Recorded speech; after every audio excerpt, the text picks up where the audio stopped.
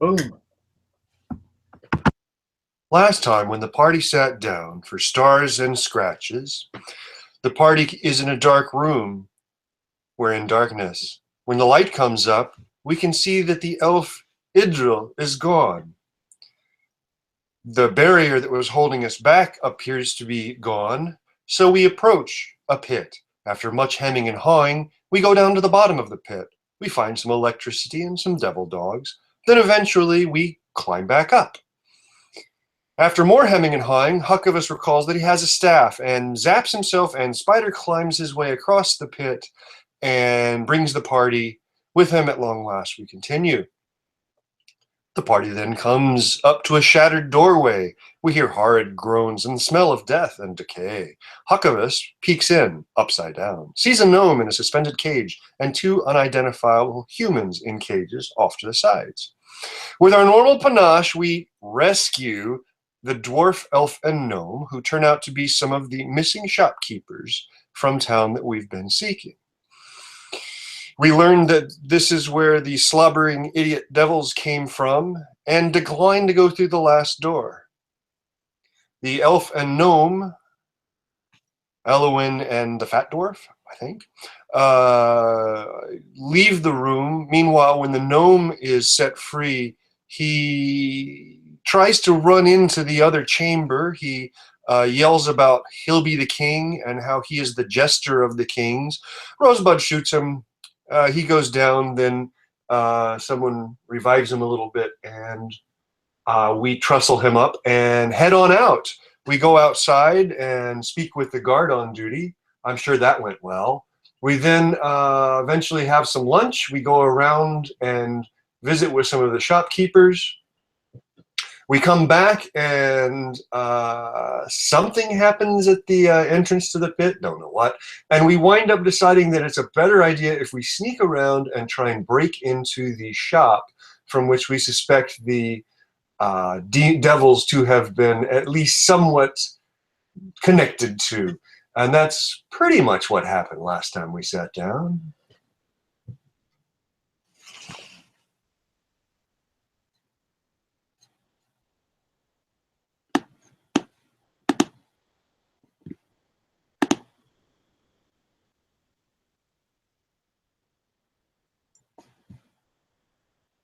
Anybody?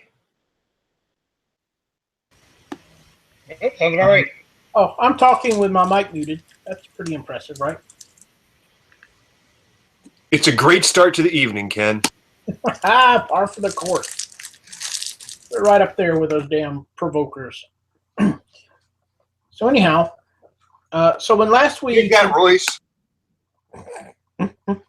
When last we convened, or deconvened, whatever the opposite of convening is, I do believe Mort was standing upon Huckavus's shoulders, peering into the window of the shop that the stairs seemed to lead to, but you couldn't get the door open. What would you like to do? Can I see into the window? Sure you can. It looks like a magic shop. There's all manner of... It looked very similar to a little more organized version of Oswin's Oddities. There are shelves with various interesting looking objects. Some of them are glowing.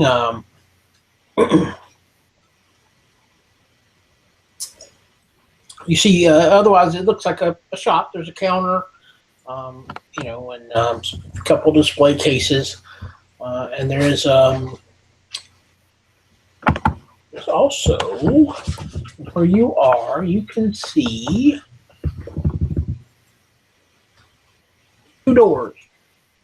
Other than the door leading out to where you guys are, there's the door on the far end of the room and one kind of behind the counters, behind the counter.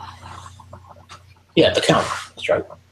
Okay, so this is 3 doors total, or the door? There's the door to the outside, which is probably not much interest to you. There's a door, 2 doors that lead Looks based on what you've seen from the outside, they appear to lead to the other rooms in the interior of the building. Okay. Is there any sign, one way or the other, that the place has been? I mean, is it a shop that looks like it's been open recently, or is it one that's been shut for a month, 2 months? Oh, I bet you could tell it's been open fairly recently. Okay, so not like a later. A couple days, certainly not dust covered and everything. Okay. I'm assuming there's no sign of anybody in there. Correct. Okay. I will relay that information down to Huckvis and Rosebud. Guys, I think the coast is clear if we want to try and break in. Yeah, try the window, see if it opens. Before opening it, I check to see if there's any traps or any sort of alarm. Okay. Roll me investigate.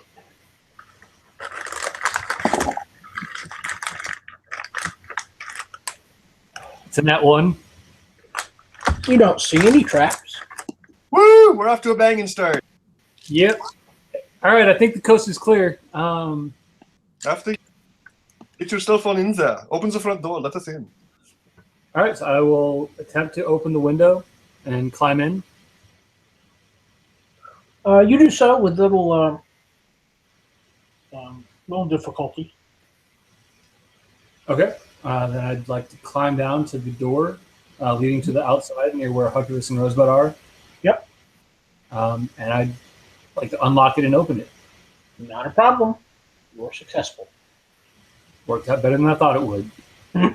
So, Ken, at this point, is the counter on the opposite wall that we just walked in? I mean, there are several counters and cases. The counter where you would pay is when you walk in the front door, it would be to your right. So when Rosebud walks inside the place, she closes the door behind her because she walks in after Huckvis does, and makes sure that window is closed as well. Okay. So it appears as if nobody came in the place. Okey-doke. And then, she'll say, the guys, do what you're going to do, look around, so on and so forth. All I want is a little bit of that potion. I just want this bow to work, guys. So if I can make that happen once we find Idril again, that's all I want. Oh, and an animal. But, I don't never think into that. that's the case where we're going to find that. As I recall, this guy's a bit of a huckster, so you're not necessarily going to find quality items. Yeah, but Idril has the discern that makes the, if she pulls it out, I'm calling it fang. The snake-headed short bow.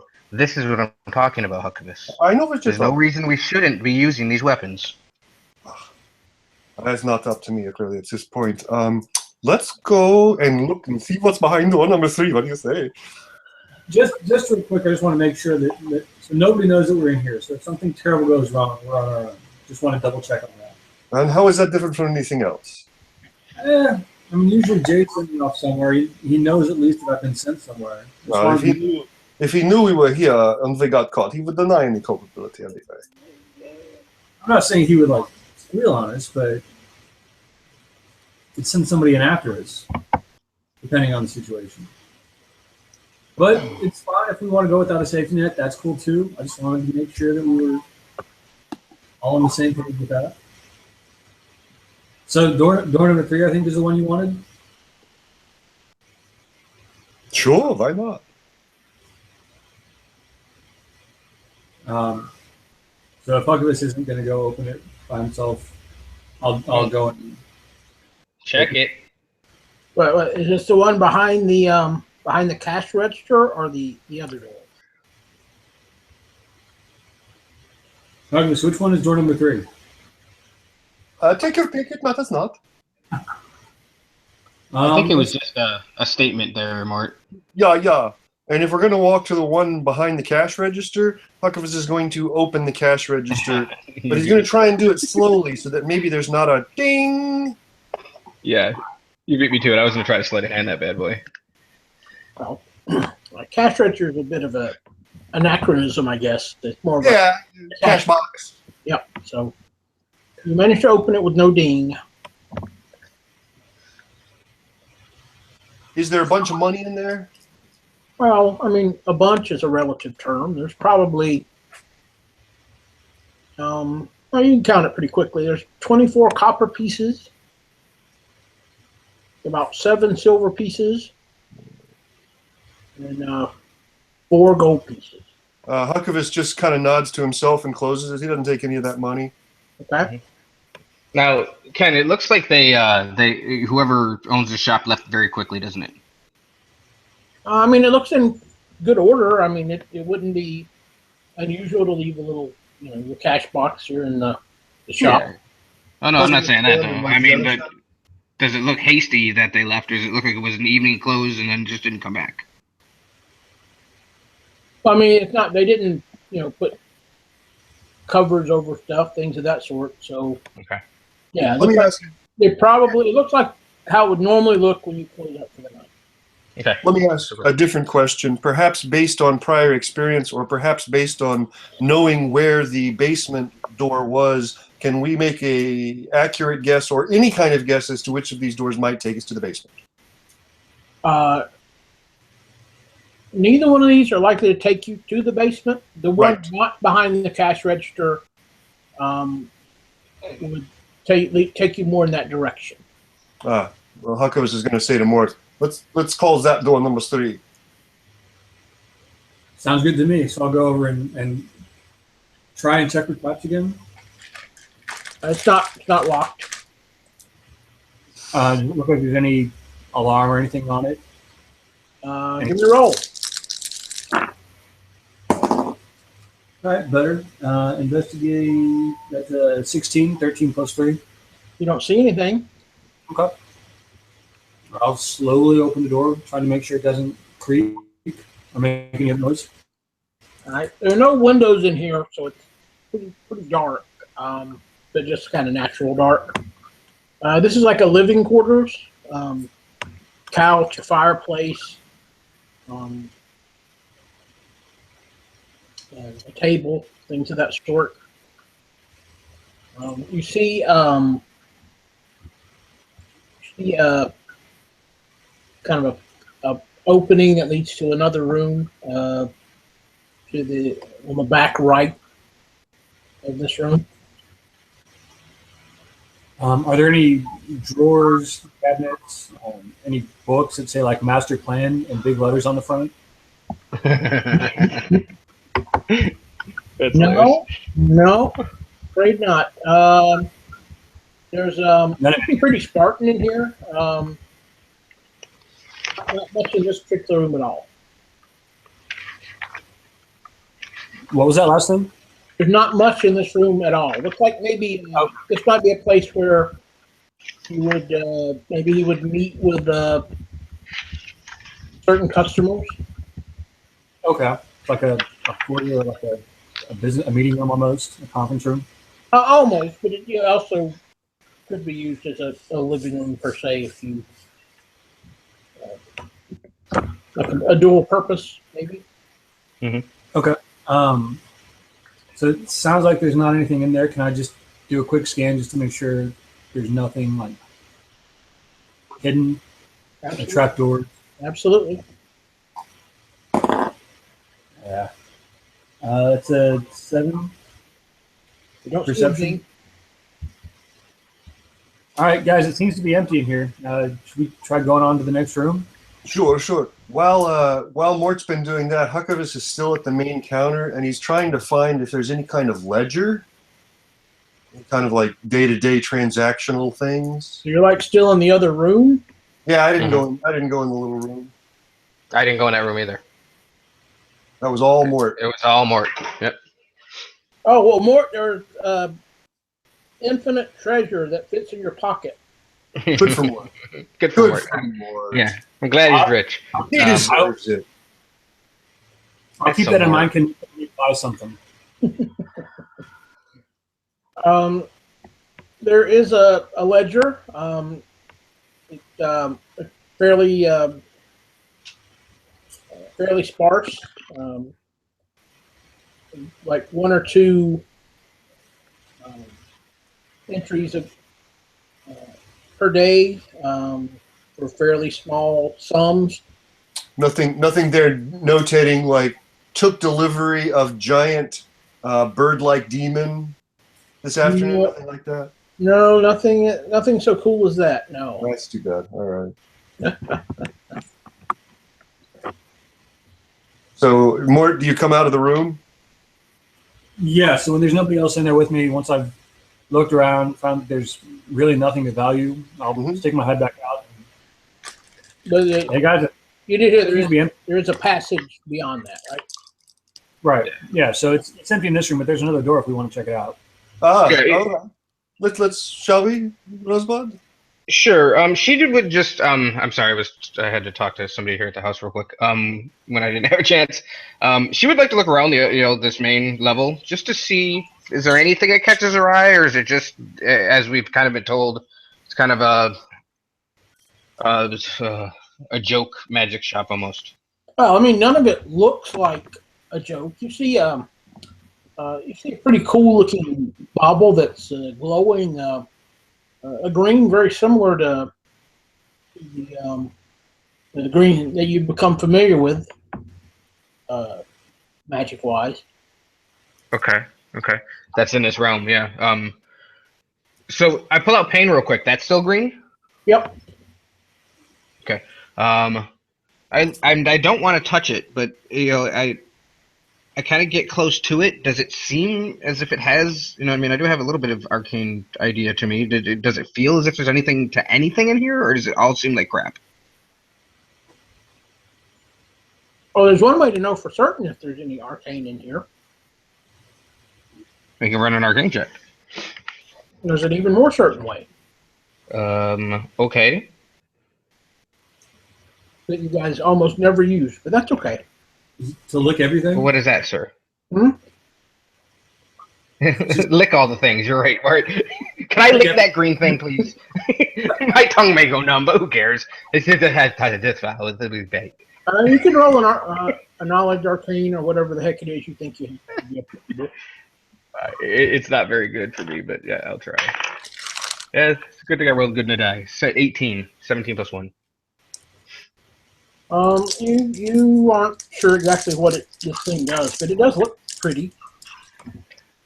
But it doesn't seem to have any properties that would make it so that it would be magical to me. Well, I mean, it's glowing.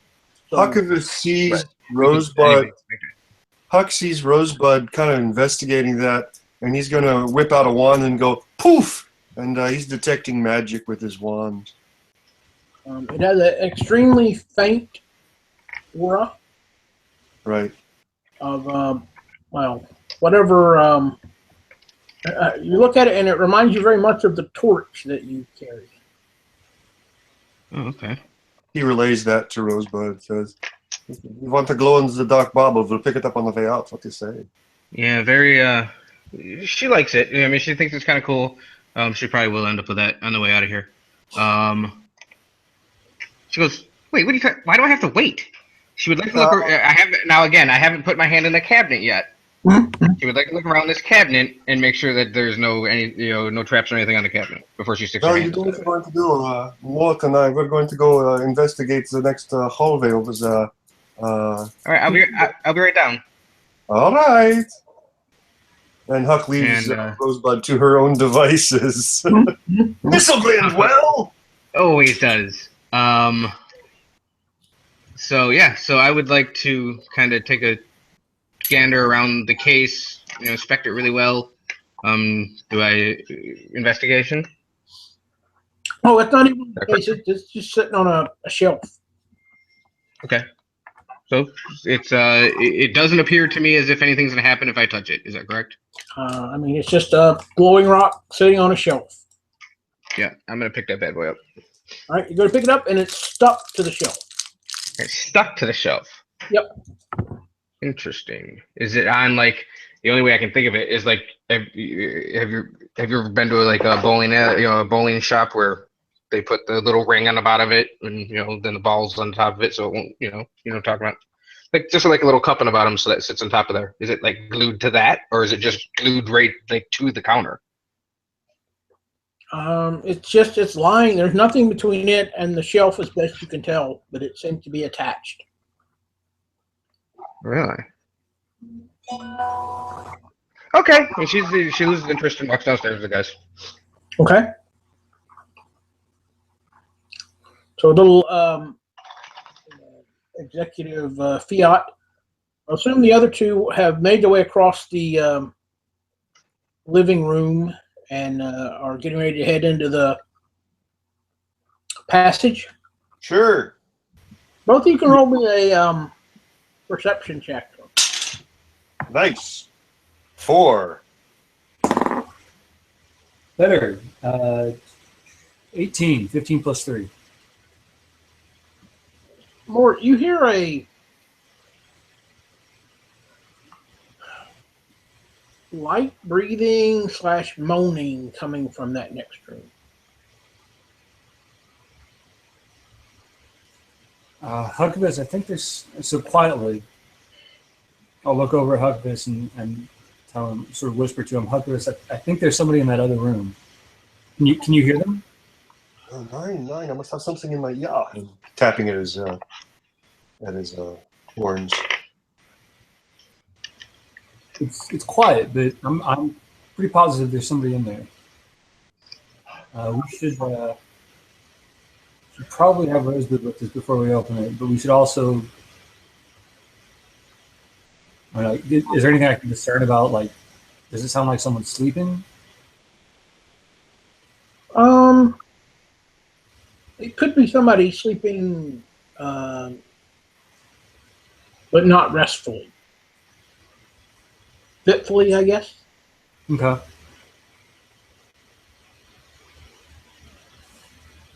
Yeah, I'm a little uncomfortable with it, but I think we should go in, but we should go in ready. Is there a door that separates us from... No. Well, Huckabus is going to slowly peek his way around that open hatch and see what he sees in there. And once you stick your head through the opening, the first thing that you sense is a stench. Uh-huh. And immediately followed by your eyes catching up. You see, this looks like, as best you can tell, it looks to be a mixture of a kitchen and an arcane workshop.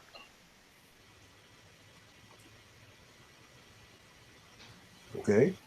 You'll see, you can look around.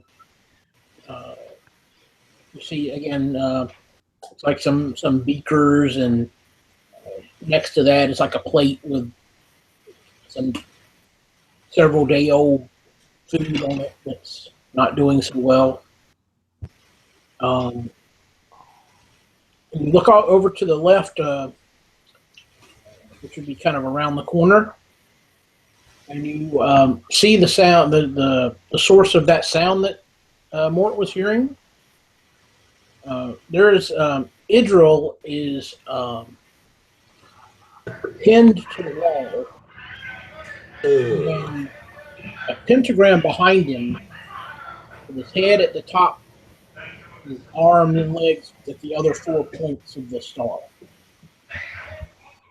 Oh shit! Huckabus turns back around to Mort and says, "Well, nothing to see here. Let's move on."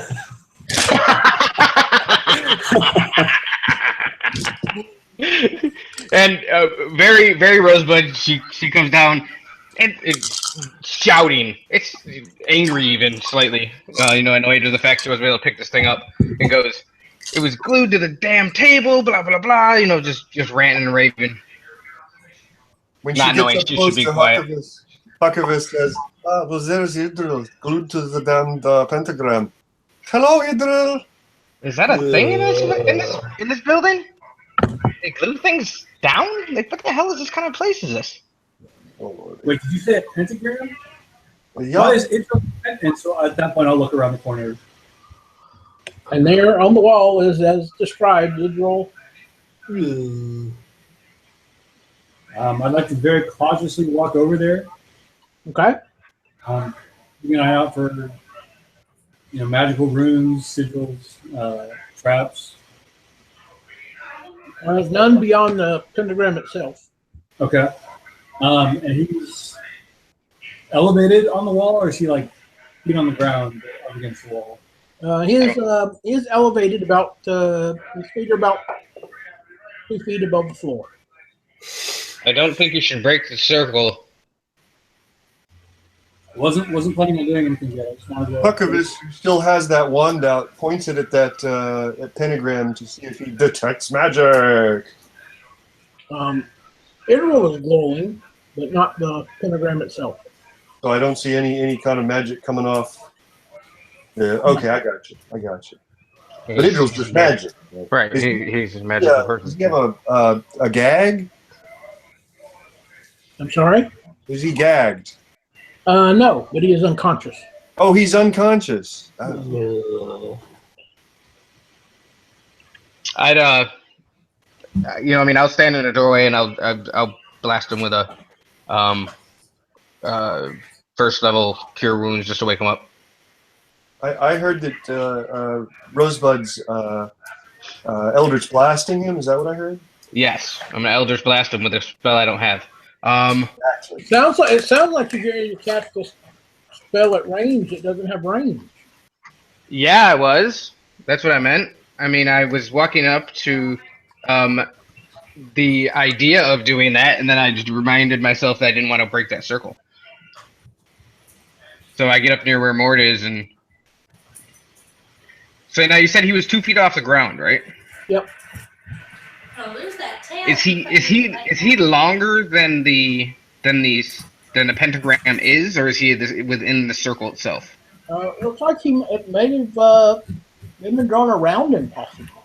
It may have been drawn around him. Okay. The diameter of the circle is 4 foot 10 inches.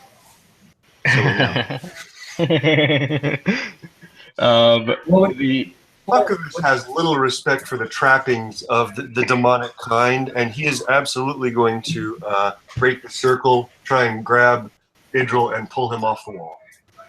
Give me a strength check. Oh, that's going to go well. 13. Pull him out off the wall. Lays him down on the ground and says, someone do some magic here. Yeah, so I touch him. Okay. When I think of you, oh, never mind. Haha. I'd like to poke him as Rosebud reaches for him just to get in and call him. Nate, you want to roll it or want me to roll it, buddy? It doesn't matter one way or the You other. go ahead and roll it. And then just Ken mechanics. I was below half last time, so stay there and assume I'm unconscious. You're exactly where you were, yes. Okay, just making sure. Okay. Yep. Good question. All right. So that is D8. We're just gonna do level 1 just to hopefully wake him up. That's a 6 plus 2. I got to do a thing real quick. I'll be right back. Won't be long. Yep, 6 plus 2. So 8 total. 8. Yeah, 8 total. Does that wake him up? Yes, you are It awake, does. Idril, but you have a level of exhaustion. Okay. God, now I have to think of those rules.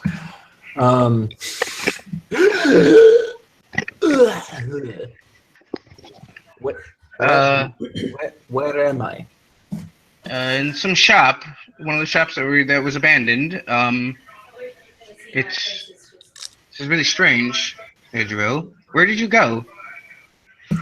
Well, the last thing I remember is a large pit running to electric wall and then black. Oh. Yeah. That was yesterday. Shit. Well, I guess we are together now. Things are better, maybe. I am exhausted. Just so you know. Well, it's I can understand that, my friend. Looks like something. And then I point out the pentagram that on the wall or the floor, wherever it is. You were in the middle of that. Wow. It looks like we have found our way into some sort of demonic hellspawn. Something. It's not just there for the heck of it, I'm sure.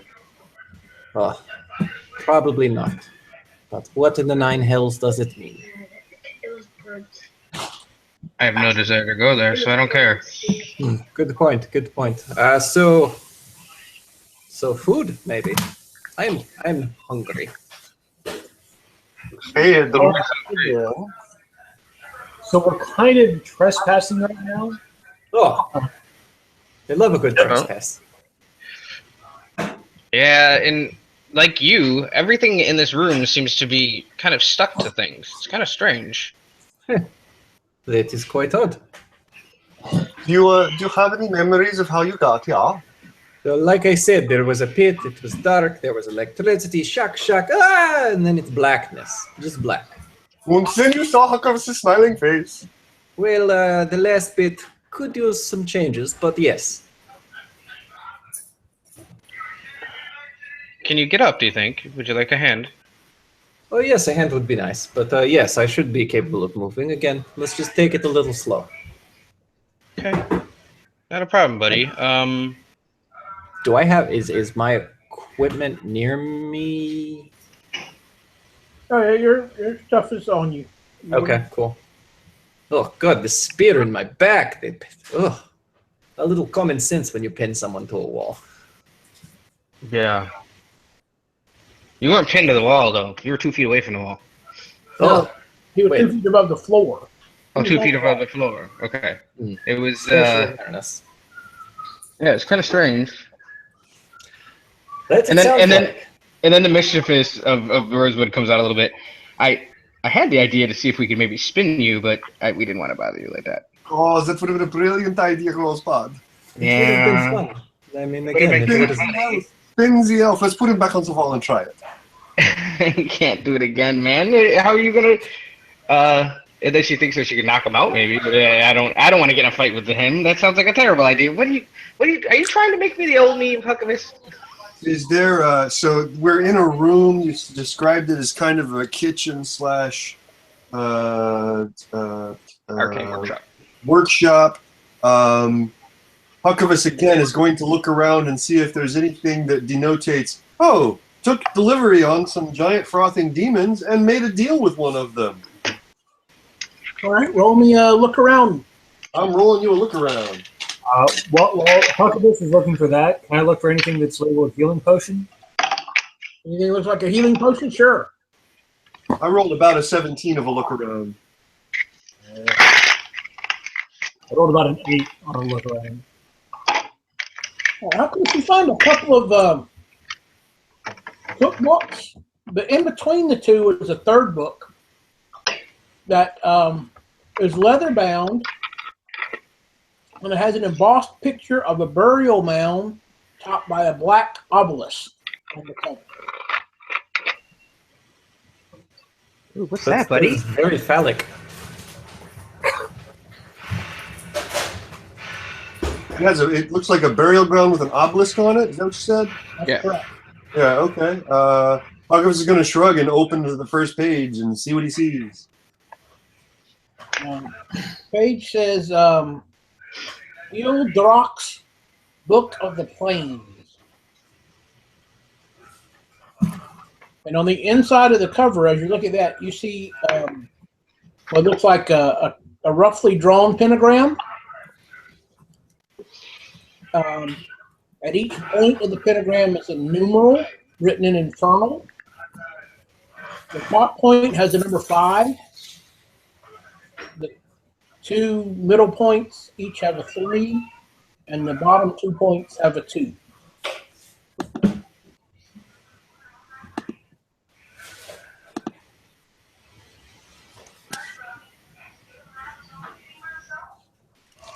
Is this written? Is the whole book in Infernal, or is some of it in Common and just the numbers are Infernal? The rest of it is in common.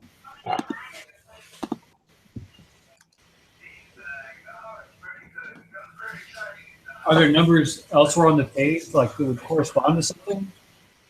Even if it is an infernal? That's all that's on the inside cover. Just the pentagram and the 5.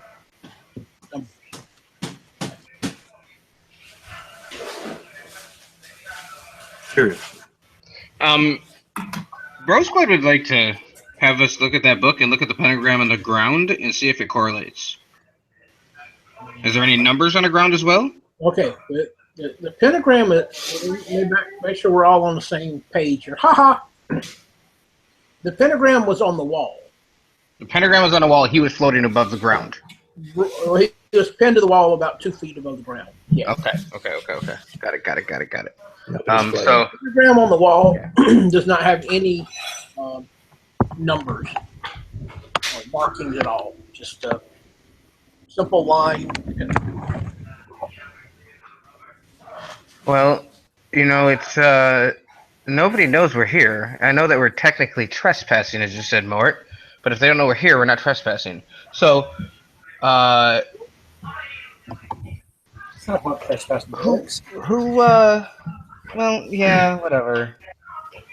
I'm theoretically trespassing right now on this plane, so, I think, because I should be back with Sylvanus. But the thing is this. If we read that, it might give us insight into what that thing is. And she points to the pentagram. And because I was thinking maybe we leave and have somebody read the book and then come back, but who knows what's going to be here when we come back. It's here now. This is a good point. We could hunker down, read the book. We could not, set any light in the room, so on and so forth, and if we do, we could do it in this back room down here, you know what I mean, where it probably wouldn't be noticeable to the outside. We could close that door up there. I really think I don't think there's going to be an issue. What do you think, gentlemen? I think I lost my connection. I have no idea what's happening. I think it makes sense, Charles. It makes sense to me. And what were the numbers around the pentagram, and where were they at again? I'm sorry? You said there were some numbers on the pentagram? The one in the book has a 5 at the top point, a 3 at the 2 side points, and 2s on the bottom 2 points. Okay. 5. Okay, then yeah, I 15. think we should look at this book. I mean, I can keep an eye out if you guys. I don't. Looking at the book, I don't think I can read it. It's in common. Of course, we can all read it. We should look. 62 shows it to you. So who is or is not reading the book? Not Just really to make sure, the book's in Infernal, right? No, Or it appears. no, just the numbers on the pentagram. Everything else is common. Oh, okay. I thought the whole thing was in Infernal. Nope. Oh, then. I mean, yeah, I can read the book. If somebody else wants to. Yeah, I got you, buddy. Take your time. What? How big is it? Like, how long does it? Do we attempt to? Do we think it would take to do this? Well, I mean, you can certainly flip through it. Just kind of see get a glance through it, see what's in there. That wouldn't take very long. Okay. And I'm a little scared to ask this, but do I have the highest intelligence with a 12? As always, Andy, you're the smart one of the party. Look, Nathan's here too. This Nope. Time for this time. I know Nathan's usually the smart one. I think he purposely went not smart. I thought Rosebud's at 12 or 11. I can't remember. I think we're about equally smart. We're both gnomes. Hello. And Nope. she kind of gives you a face. I'm a halfling. Oh. We're both short. I'll give you that. Yeah. All right, so yeah, there's nobody that's like clearly smarter than me, but a few people that are about as smart. So yeah, so unless anybody else really wants to, I'll read the book and Read the damn book, Mort. are there any chapters in the book? Like, is there a table of contents? Or an appendix. Videography. Well, no, hold on. There's chapters 5, 3, and 2 specifically.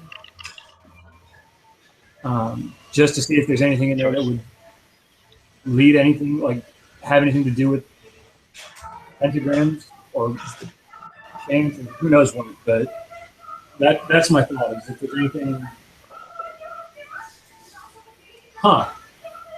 You could also Is check somebody the. watching some Bollywood? No, sorry, I Sounds forgot like to it. mute. Was somebody watching some Bollywood? Allison is in the next room. She is watching some cool. old I film. just wanted to make sure I understood what I was hearing. we seem to have lost Ken again. Well then, I Yep. suggest you look in the index He gone. for big bad evil bad guy, comma plan, or plan, comma big bad evil guy. I already looked for that in the other room. There wasn't anything there. Yeah, just saying. I'm pretty sure I'm going to search near those beakers to see if I can find a Bunsen burner and a honeydew, as we're in a lab/kitchen. We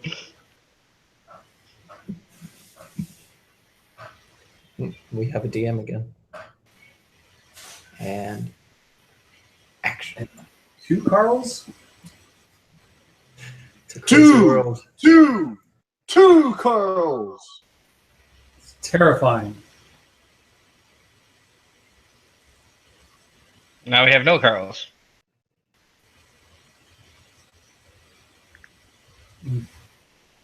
Ken, I don't know if you're trying to talk or not, but you're muted.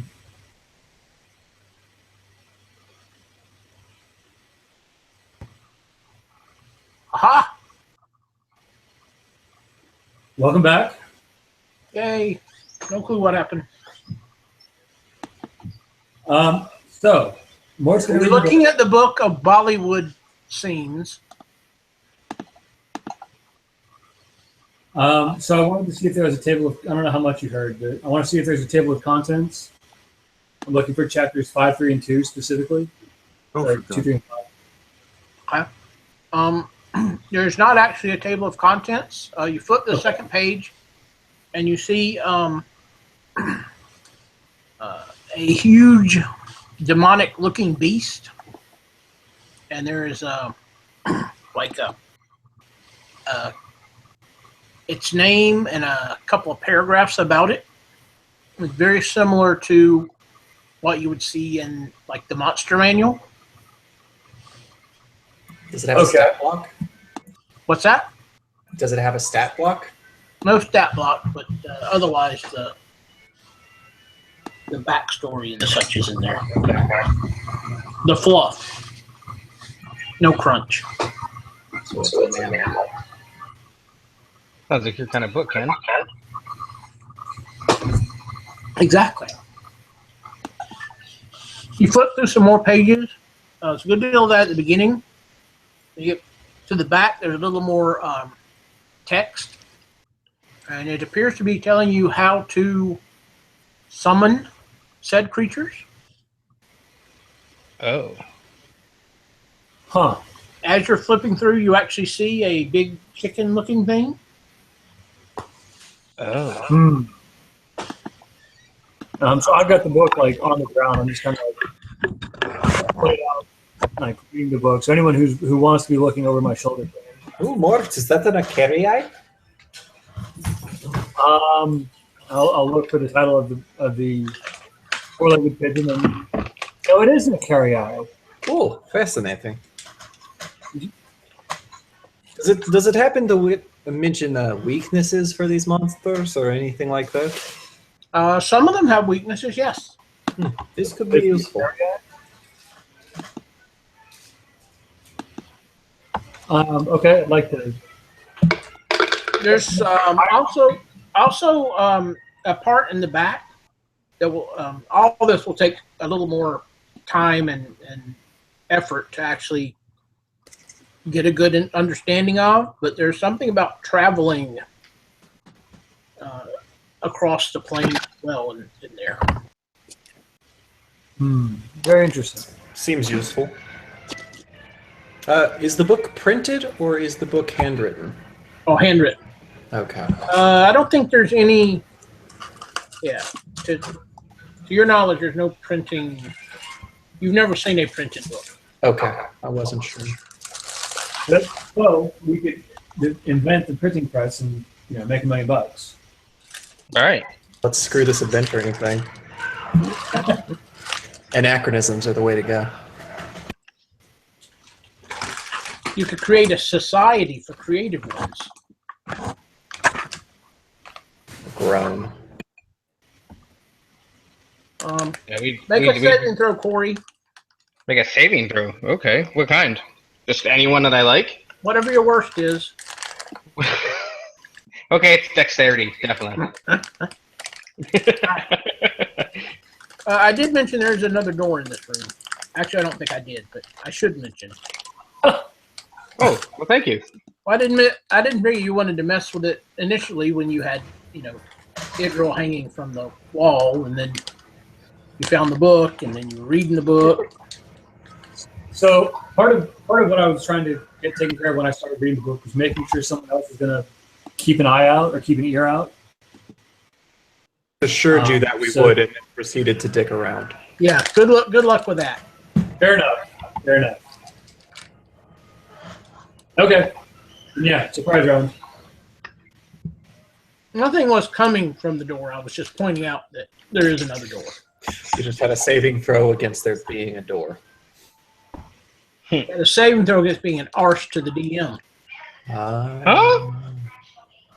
When was I an arse? Did you seem to you have this. not groan at my clever witticisms? Oh no, that was me. Oh, well, you make a saving throw then.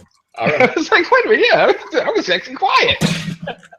I mean, I saved and I threw. That's awesome. All the hell bastards make saving throws. All for one and one for all.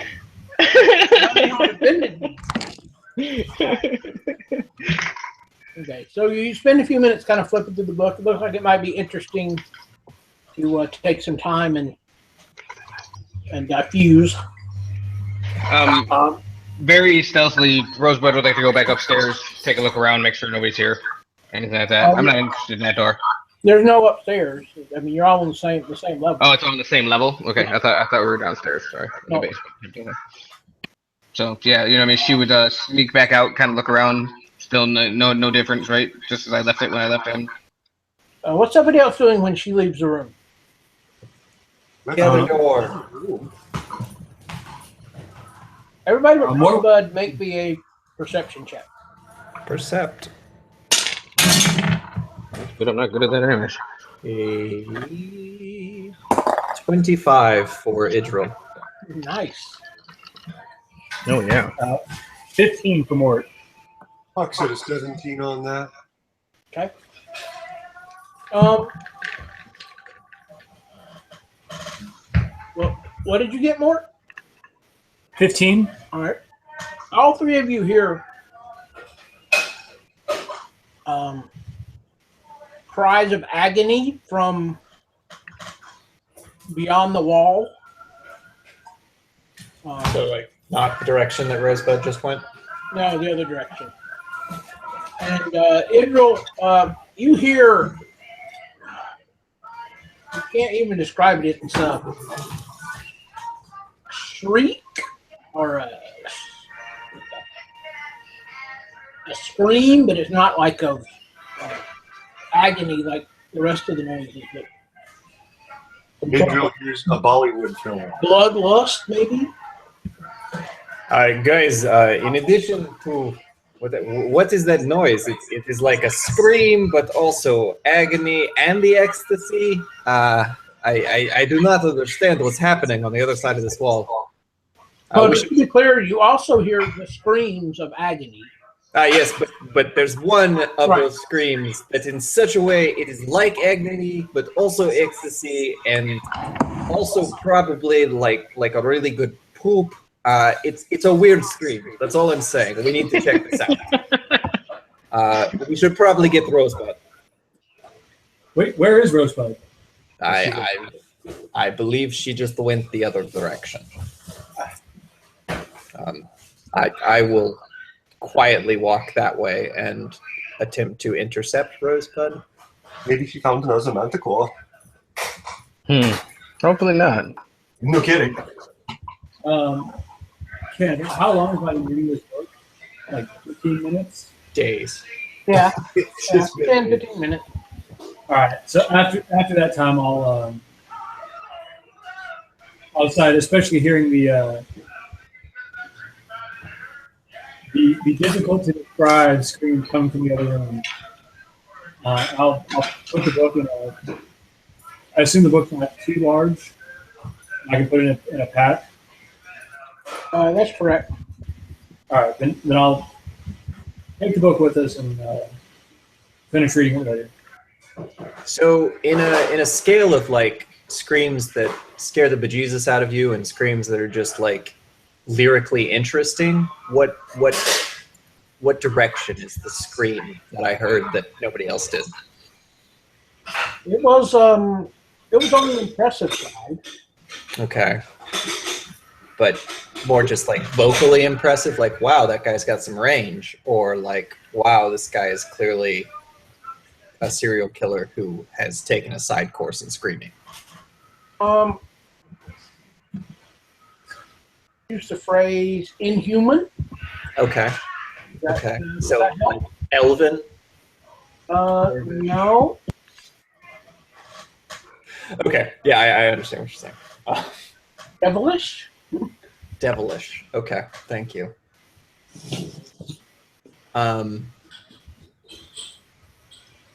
Hug if it's muses if it's his father. Do I see Rosebud as I attempt to chase her down? Oh, yeah, I assume. Yeah. Rosebud, there is something in the other direction. Okay, well, I just want to make sure there was nothing in this direction, my friend. So it Right. doesn't. It doesn't. Nobody. It's as I left it. Ken, I'm sorry. that room that the room that I went back into, the main shop area. It's as I left it. Everything looks the same. Is correct. Yeah. I mean, I just want to. We got to watch our. Our behind here, Idril. That's all. What did you find over there? Just a lot of foul noises, really. I believe someone's in trouble, but also someone is making trouble. Hey, Idril. Yes. You think you can No. give me that vial? I think this might actually be the time. We are not all in tip-top shape, and clearly someone's in pain. Perhaps if you will lend me that bow. And she And- very happily gives it to you. I'm going to apply the oil both to the spear that I have and the bow. I Okay. was really hoping you were about to apply something totally not that, just so that you'll be full of Rosebud. No. Ah, I'll apply mayonnaise to the bow. Just blows a snot rocket on it. Now is the time.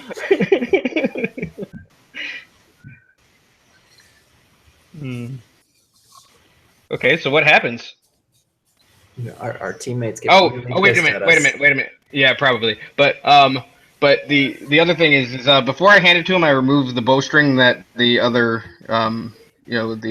person put on there for me. Okay. And I stow that in the in a pouch or something that I have because I don't have a whole pack and everything right now. Okay. All right. So you pour this silver liquid onto the tip of the spear and to the bow. As it touches the weapon, it kind of shifts from the silver to a very deep purple. And in both weapons, it begins to flow into those little crevices that you saw, the etchings, Mm-hmm. and it clearly makes these very intricate runes and sigils. the first thing you notice, Rosebud, is that your bow begins to writhe a bit. Okay. Kind of not in the shape of a bow. Oh, sweet. They're going to turn into demons. Awesome. There's you right. Like in the shape of a snake. It is, as a matter of fact, in the shape of a snake. Yes, How big is a snake? about the size of a bow. Okay. And if I touch it, well, it's in Idril's hand right now. So. Well, I assumed you were holding it. He just. Oh, okay. Yeah, and he applied it to it. That's fine. It works for me as well. When I hold it upright, like it should be for a bow, what happens? Does it flop over like a snake? Would I can imagine the snake would just kind of Hold it up scroll like around my arm. you're going to fire a bow. Yeah. Mhm. A purple string extends from the head to the tail of the snake. Her eyes, as big as silver dollars, just looks up at Idril and goes, "Whoa." So we just Bill and Ted this? Yeah, really much. Very much so. I don't know how to do that in Russian. But, That's awesome. I look back down and I look again and I go, yeah, let's go find out what's behind that door. do I have like a hippopotamus now? Like what's going on with the spear? The point of the spear is that, as you had thought, is does a similar with the runes and the civet. But you're a bit surprised as it continues to flow down the handle, the shaft, Okay. and the shaft. You I assume you're holding it by the shaft. Yep. It dissolves, leaving you with just a shaft of light. Very bright. More of a shaft of shadow, I think, would be more correct. Okay. Purple, Whoa, what is that? Carl, can you stop making smoothies? purple etching. What's that? Carl's making a smoothie or something. I got him. I got him. so there's a white shaft and purple etchings. It's like a very. It's more like a shadow. It looks like a. Okay. Okay. So it's a shadowy, still in spearish shape. Yes. The shaft of the spear is just instead of being wood, it's now Okay. kind of made of a shadow. Okay.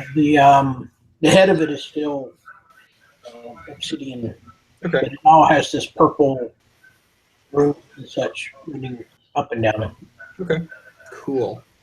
Whoa. All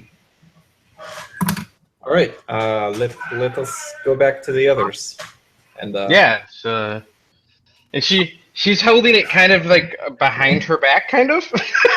As she's walking through the room, looking very guilty. She doesn't know how to. She's not a very good liar. So it's just, you know what I mean? So you want to go in that door, guys? Mort? Yeah. Well, before we go any further, to be clear, the screams were not coming from behind that door. Okay. Let's say if the door is to your north, they would be through the wall to the east, and the main exit is to the west. I feel like we're getting. Go ahead, Andy. No, go ahead. Is there any what's on that eastern wall? Is it shelves? Is that where the pentagram was? The pentagram would be on the western wall of this room. Where the door was? Yeah, it's kind of that's why you didn't see him initially. Okay. Look all the way to the left. But yeah, mostly the kitchenwares and a workstation table where doing experiments and stuff is all on that wall. Is there a candle sconce on the wall? Sure. I would like to pull it. Okay. It comes out of the wall. Oh no! You might want to put that back there, Idra. Cheap products. And I'll put it back in the wall. Uh, Now, by coming out of the wall, do you mean like... down the plane. Okay. Do we still hear these screams and such happening? Oh no, they've stopped. After the clang? No, Okay. probably will. Just overall. Okay. So it seems Probably like there's... stopped during the weaponization. Okay. The good news is, it seems like whatever the problem was is taking care of itself. Yeah, so why don't we get out of here? Sounds like good news. I think we should still check. It seems like there's probably a secret passage or something here. That seems like a dangerous thing to do. I mean... Yes. Can I check to see if there's any sign of a secret passage over on that eastern wall? The one towards the Where the screams were coming from. Sure. Right, the one with the temporarily empty wall sconce. Yep. Check away. So 15. You do not see any. Well, perhaps we should see where the door goes. Maybe it, like, turns and goes that way. You know, I've heard of hallways that do that. Yeah, it's a strange thing in buildings. I'd like to open the door. Okay. It opens into what's obviously a storeroom. Okay. Number of boxes and bags kind of scattered around. And in the middle of the floor, you see what is obviously a trapdoor leading down. I would like to open the trap door and say, "Hello, guys, down." You pull upon the trapdoor, and it seems unwilling to open. Oh, this is like the trap door we saw yesterday. Wait, no, 2 days ago. Sorry, I forget my injury. After a couple of minutes of contemplating that, a couple seconds of contemplating that, you think it might well be the exact same trapdoor. Sweet Lord, I have an epiphany. This could be the same trap door. What are the odds? But it's Yeah. not in the same place. I would say they're fairly good odds, since that's why we came here in the first place. Oh, well, I mean, I have been under the weather and / involved in demonic rituals for at least 24 hours. Forgive me. And yet you're still exhausted. I wonder. You slept for a whole day and you're still tired? It's hard work being used as the pawn in demonic schemes. Well, I wouldn't know. Oh, well. I actually, there's that time we don't speak of where you killed Rosebud. Wait, what? What? We don't speak of it. Let's move Well, on. you just did. But I say things. You don't listen. You don't even think I exist half the time. No, I understand that, but you said that he... What did he do? I killed you. After the chicken thing? I mean, maybe. Well, that's the only time that I've ever been with this man. When we fought something. Phrasing. According to Israel, we've been friends for years. Forever. Best friends forever. Sure. But what I'm going to tell you is this, is... Sure. And she just blows it off because... whatever time we're in before, that would have not been okay. You do see that fire in her eyes, but it doesn't.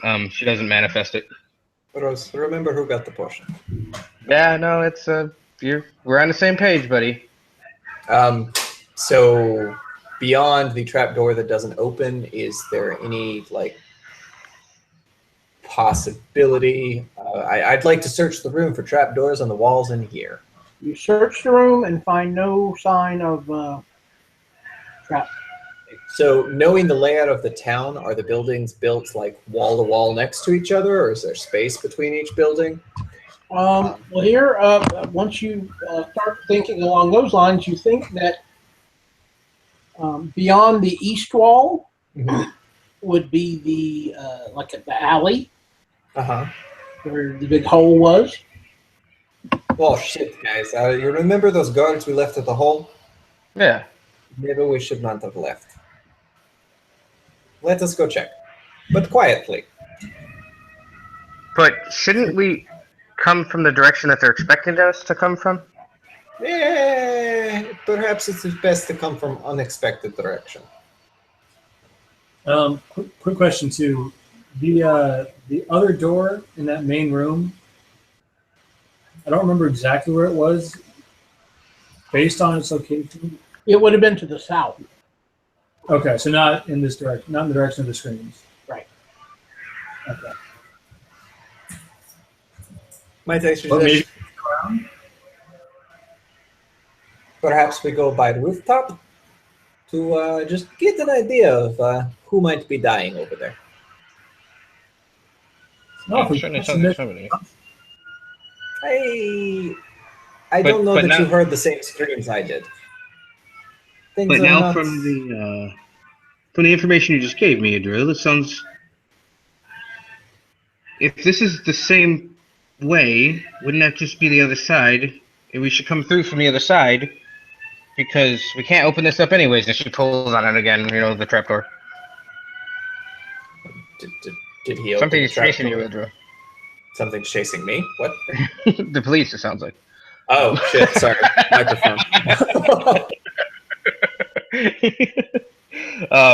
You know, yeah. Did it open again? You know, when I pulled on it, it was more of just a show you that it's still locked type deal thing for me. Correct. It does not open. Yeah. What are we gonna do? We might as well just go around the other way. And she starts walking out. I That's- follow. Yeah, that's so. I'm going Rosewood. to be right. Follow as well.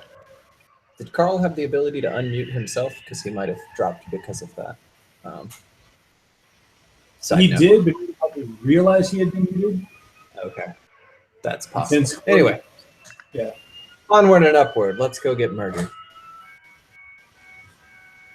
Sure. Carl, we're Is going there to more get in front of murdered. us? Yeah. You going out the front door? Is there another Guys, door? I'm sorry. I've been having constant technical difficulties all night, and whereas I've heard everything that's happened, and I've been responding, none of you have heard me. So Yeah, you were muted because of some sort of blender shenanigans that were happening from your mic. Carl's phone was making the klaxon noise. right. So Could have been it. whatever's going on board. Let's go.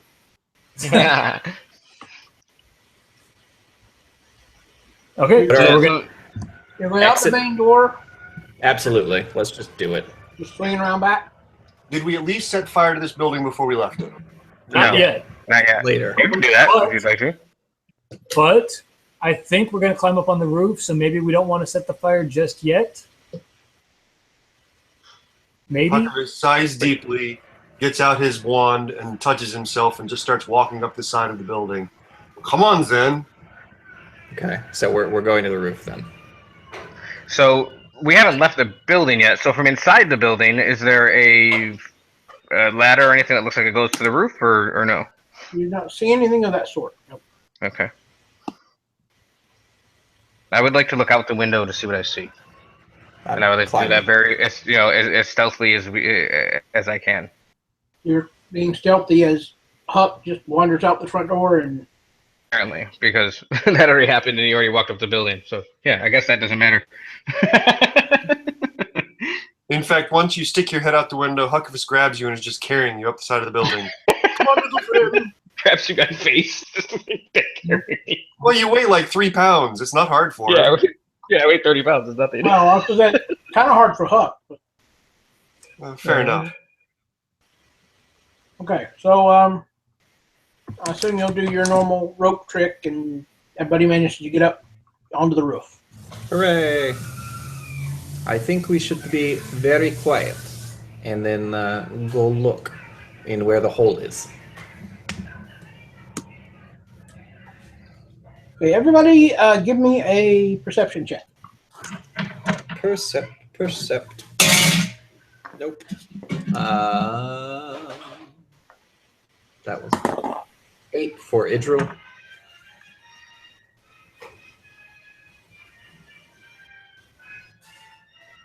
$11 for Rosebud.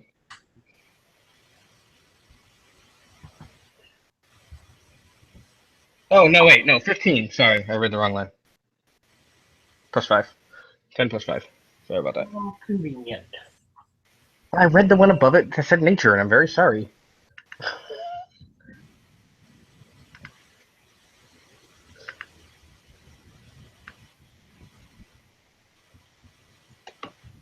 Mort? Huck was rolled a 17. Mort rolled a 22. All right. So you're rolling 15 or higher. See something flying off on the horizon.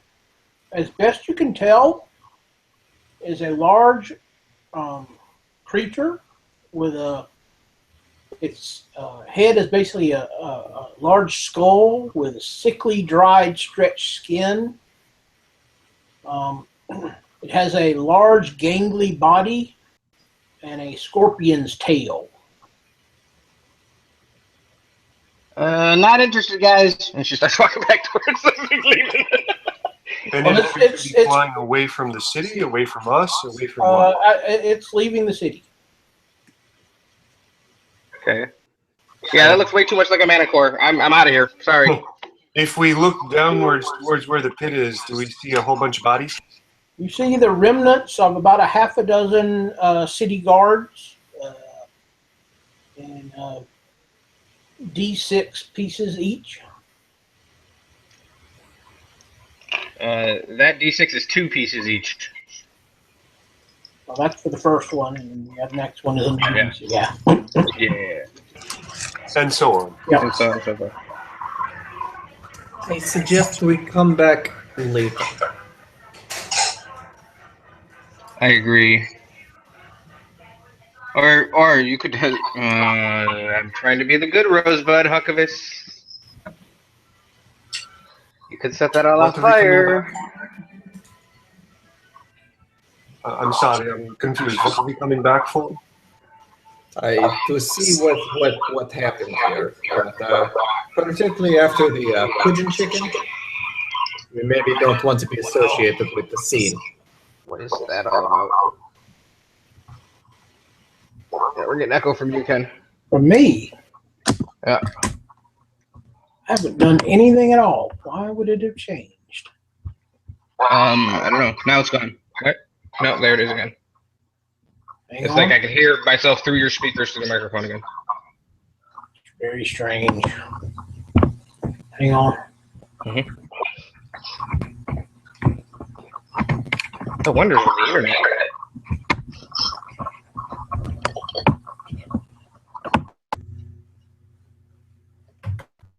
How about now? Hello, hello, hello. Yeah, way better. I don't know what you did. When the Yeti works, it works. Wonderful. Indeed. And when it doesn't, it does that apparently. So. Seem to be reacting to something in the sky. All I see is bodies. Yeah, and they're dead. Not interested. Yes. They're all dicks anyways. Well, I mean, you did get the bow from They were one dicks. of them. Okay. They were dicks, and she takes that bow and throws it back over into the pile of bodies in death. Well, all right. That being said, All right. You, Rosebud, when you do that, Uh-huh. your new bow, you look to take it back, Uh-huh. and it's like slithering around on the roof. Ross, Wonderful. will you get your pet under control? Yeah. Rosebud, you finally found yourself a little companion, a little slithering companion. It looks like it. I'm gonna go over and pick it up. Okay. Yeah, it's a companion. You're right, Huck. What's its name? I think I name it Fang. I like it. But I don't know how to. It's certainly not my companion. Yeah, I don't have a companion. I'm very confused. This is a confusing time. Yeah. You'll find out soon enough. You have secrets from us. This is one for you, my friend. And does Huckabus note that Idril is carrying a writhing spear now? No, Nope. here looks just like it did a few minutes ago. Good to know.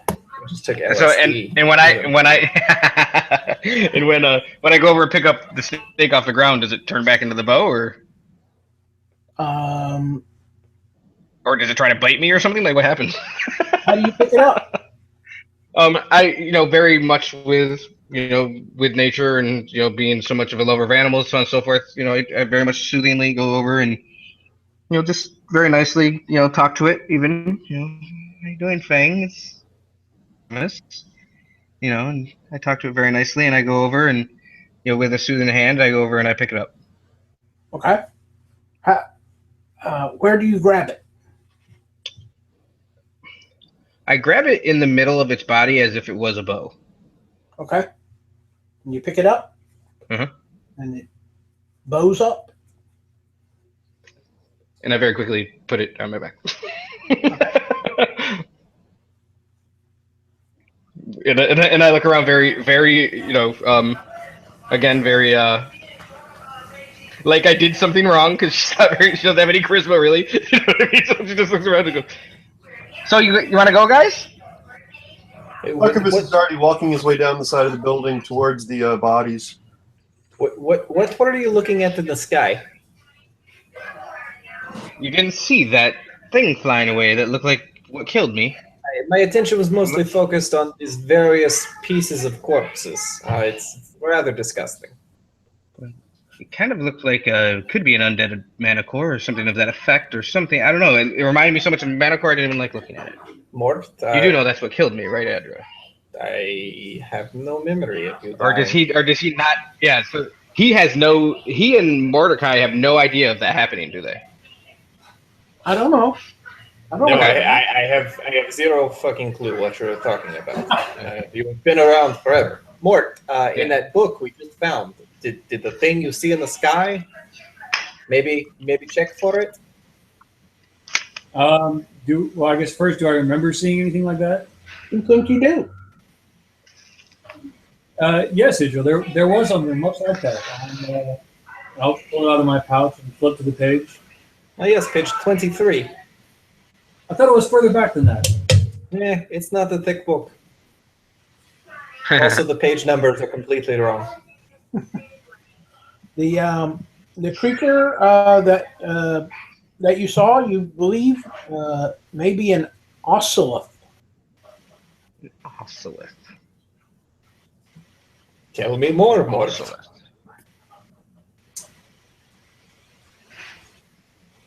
Well, you see, just a second, maybe. I hope he's not looking at. I hope he's not looking at a book that starts with an M and has another M. Really not. Maybe. It may not be in that book, though. I think you need to read the book in front of you, not the book in your imagination. All the books are in my Well bag. done, Nathan. I like that.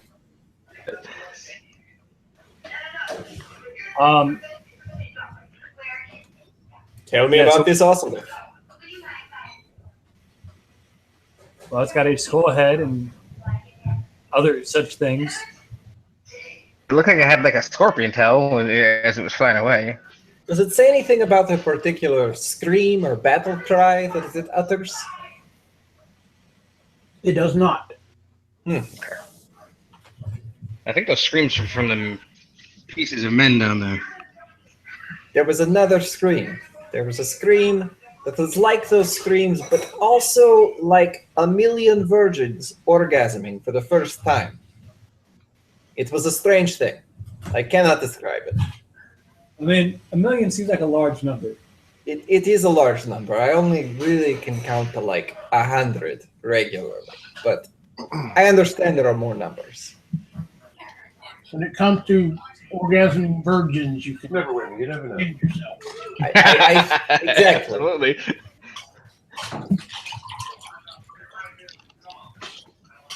It's more of an Meanwhile, expression. Huckabee has walked his way down the side of the building and is standing amidst all the bodies, staring down at the hole, screaming, "Father! Father! Come face me!" Maybe we should go check on Huckabee. Seems to be He's handling having it. issues. Yeah. Mark, do you think we can really fix Huckabee issues? No, but hopefully I can keep him from setting the city on. You know what? It's fine. You're right. Okay, a quick glance over of the Ocelot in the book. Yeah. Let's see. It has it can cast spells. It has an aura of terror about it. Mm. It's poisonous. It can summon other outsiders. It is difficult to damage. Does it say not to fuck with it? Well, Just didn't read it. You've been reading everything. Isn't the book more about summoning and then controlling it? It seemed as if it was. So could we? What does it say summon about? What is it? Yeah. What does it say about that? Does it say anything about trying to control it or anything like that? Does, you know, what I mean, like. interestingly enough, once you guys asked that question, Mort, you realize that you did not say anything at all about controlling any of these creatures. in any of the pages? So it's just about summoning them. Does it mention anything about like natural enemies, vendettas, frenemies? It does actually have a line in there that it wouldn't say it exactly this way, but in essence, it has a great hatred for chaotic good things. Well, are we aware of our own alignments? Well, that's what I'm saying. It kind of describes chaotic good as opposed to. So if you think you would fall in that category, you know, Right. in And general, those who have the general good are important too, but law is not that independent, I guess. Right. right. So, And as he's explaining that, you know, Rosebud goes, "Oh God, that sounds like me. yes, you're That not sounds, alone. that sounds like me." Sounds like us. It also says Yeah. that it has the ability to detect those creatures of that sort. Well, it sounds like it will keep coming if we do not do something about it. Yes, we gotta go. Well, So- I guess we gotta go down and get the big guy. Yeah, give him a moment. He looks like he needs this. Meanwhile, can Huckabee have gone on down into the pit? Sure. Huckabee is going to make his way to the room where we found the elf, the dwarf, and the gnome. Yep. Wasn't there a door on the other side? There was. We Now didn't- there is there's a door lying on the floor ripped off the hinges. Right, but on the other side of the chamber, wasn't there another door?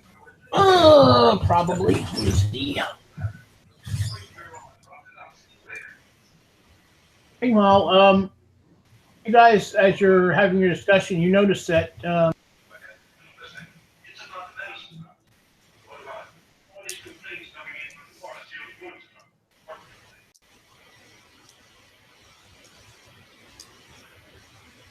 Ken, you're muted just in case you didn't notice. No, I muted Nathan. I didn't mute Ken. Yeah, Ken muted himself, I think. Oh, okay. That left you cut off in the middle of a sentence. So I wasn't sure if you meant to do that or not. I'm not muted that I can see. You were for a little bit there. Am I muted now? Nope. Nope. Oh. Yeah, I did it again. That was weird. I may have hit the cord to the microphone. Maybe that's what happened. Yeah, maybe. Trying to find the map. Right. Okay. It sounded like it cut off in the middle of a sentence. I wasn't sure if there was anything important in that last sentence. No. Let's see. I said you notice that Huck has wandered off down into the pit by himself. Right. Okay. I After a start couple climbing minutes- down the side of the wall. Yeah. Agreed. Once he goes down in the pit, especially. Because I assume Carl Huck is not looking particularly rational. No. I don't think in your time that you've known him he ever would have. But, like, more so than usual. Truly scary. 6 of one, half a dozen of the other. Right. I mean, more like his father's come into the picture, so he's acting especially like Huck. Yeah, maybe not. But yeah, so do you want me to make a check? Like, whatever. Or can I just climb down? Is there enough handholds and so on and so forth to climb down the side of the wall? Everybody who's climbing down needs to make that. So real quick, what did you say the oscillus was? It just flying straight away? Was it circling? No, it was leaving. It's gone. And if I could clarify, I wasn't crawling down into the pit. I was walking over the pit to go to the chamber where we found the elf. I know you had to go down the first pit. Oh, yeah, sorry. Right, sorry. Got it. You got to go to the pit to get to the pit. Right. I'd like to say that I'm post-pit. Ah. There's like a pile of pit to me. I'm like Angelina Jolie. I'm post-pit. I think that worked. Okay, for a minute, assume I'm following with whatever Rosebud does at this point. Okay. So everybody who's climbing down the wall needs to give me a athletics. I already rolled. Athletics for me.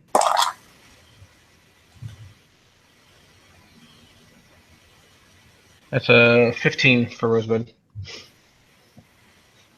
It's an 11 for Mort. Idril? I think he had to step away. Yeah, he said he had to step away for a second. Corey, you want to roll for him since I'm rolling like shit tonight? Yeah, that's fine. Yeah, he made it. 17. And I don't know what his modifier is, but 17 on the die should be enough. More. Yeah.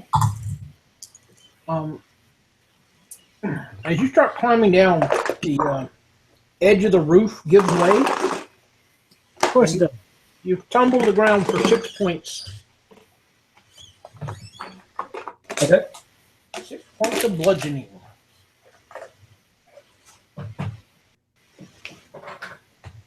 But you all do make it to the ground, some faster than others. Some with a bit more of a thud. Mm-hmm. So the okay, that sounds wonderful. So when we get down there, Hang on. I walk up. Hang Oh, on. sorry. No, Go ahead. no. Sorry. No, Carl. I'm done. Carl? Yes, sir. All right. So you go down, you walk over the second pit. Yes, sir. Go back to the room where you found all the folks. Right? Yep. And there is indeed another door there. Is there any kind of portcullis, or is it just a solid door? Sorry, is there any kind of window, or is it just a solid door? Just a solid door.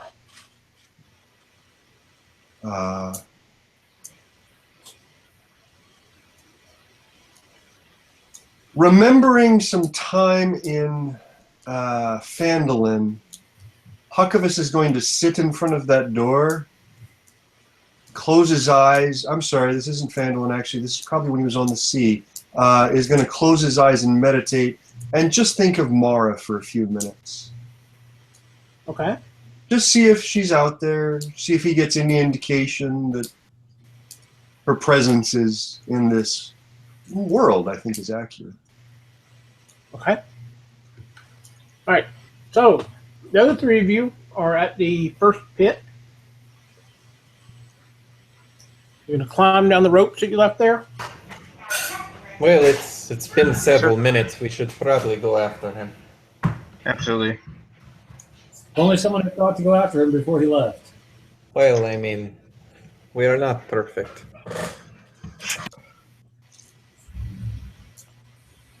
Yeah, going down the ropes. All right. Give me climb checks at advantage. Ooh.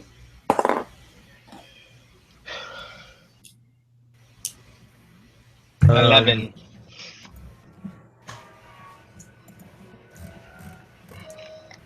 $11 as well. 19. Okay.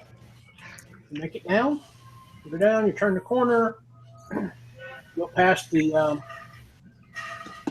now stinking remnants of the lower half of a person. You arrive at the second pit. What would you like to do? You deal with the electricity last time? I think it. This is as far as I got. Yeah, this is the pit with the thingies at the bottom. I don't think you actually got this far. But yeah. Yeah, the wall was before this here, Edro. Oh, okay. Um, Well, wherever I got. Okay. Yeah. It's all right, buddy. We turned around and you were gone after that whole wall thing. So you know, I mean, yeah, we couldn't find you. We searched for a bit and you were gone. So we thought maybe we don't know what you thought, but I would like to try to make my way over the same way we did last time. Problem is you don't have Huck. Yeah, because I think Huck carried us over last time.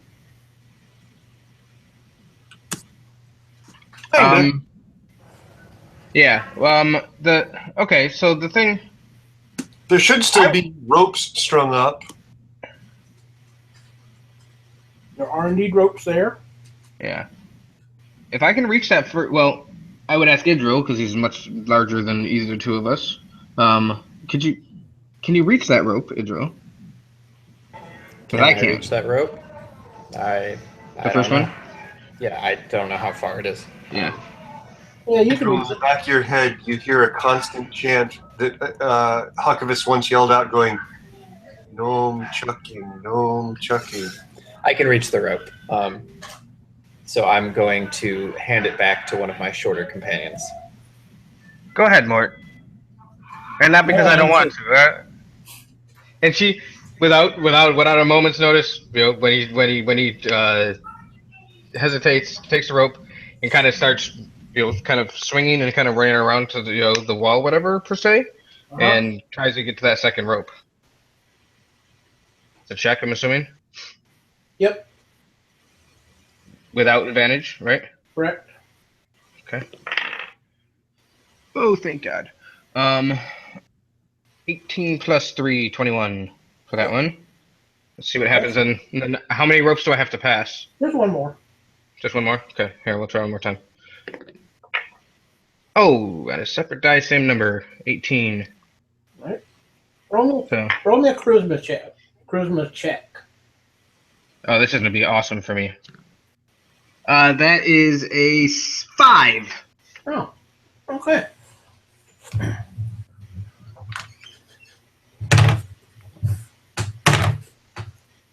You take 5 points of bludgeoning damage as this rope breaks.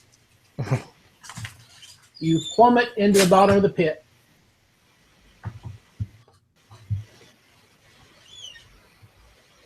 Awesome. What would Mort and Idril like to do? Okay. That went well. Rose, can you hear us? So before Idril does that, how deep was the pit again, Ken? What's that? How deep was that pit? 20 feet. And this is the one with the electric demon dogs? Yep. Wonderful. I will climb down, Okay. which I can do in a turn easily. Okay. Give me a climb check.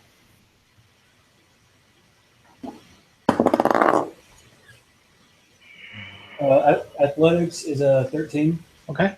You're down. How many of them?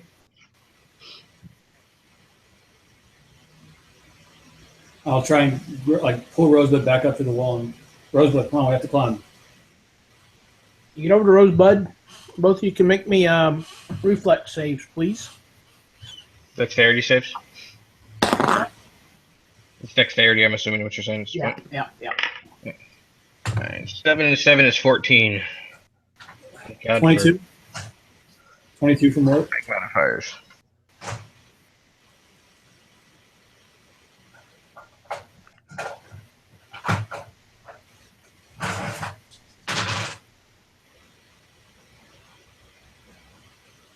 You each take 7 because you made your save. As electricity arcs through the whole bottom of the pit. So that was 12, right, total? Because I took 5 from fall, 7 from that. Okay, yeah, 12. Yep.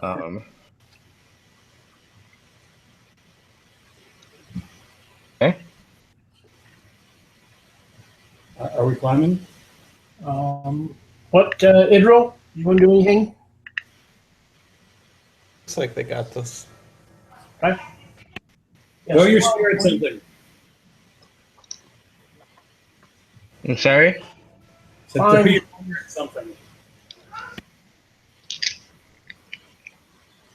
Never mind. Yeah, she just tries to climb up the rope. There's no Well, rope. There's no rope there anymore? There never was a rope down into the pit. Oh. Rosebud? Mort? Are you okay? Yeah, I can hear you, buddy. We're here. I mean, but we're not alone. There's electrified, like, demon dog things down here. How many of them are there, Ken? 4. 4 of them, Idril. Can you see them here from here? Kill them? Oh, he's got dark vision. Yeah. You can see the electrical arc and see the creatures down there. You can see all of it down there. The nice show, as a matter of fact. Yeah.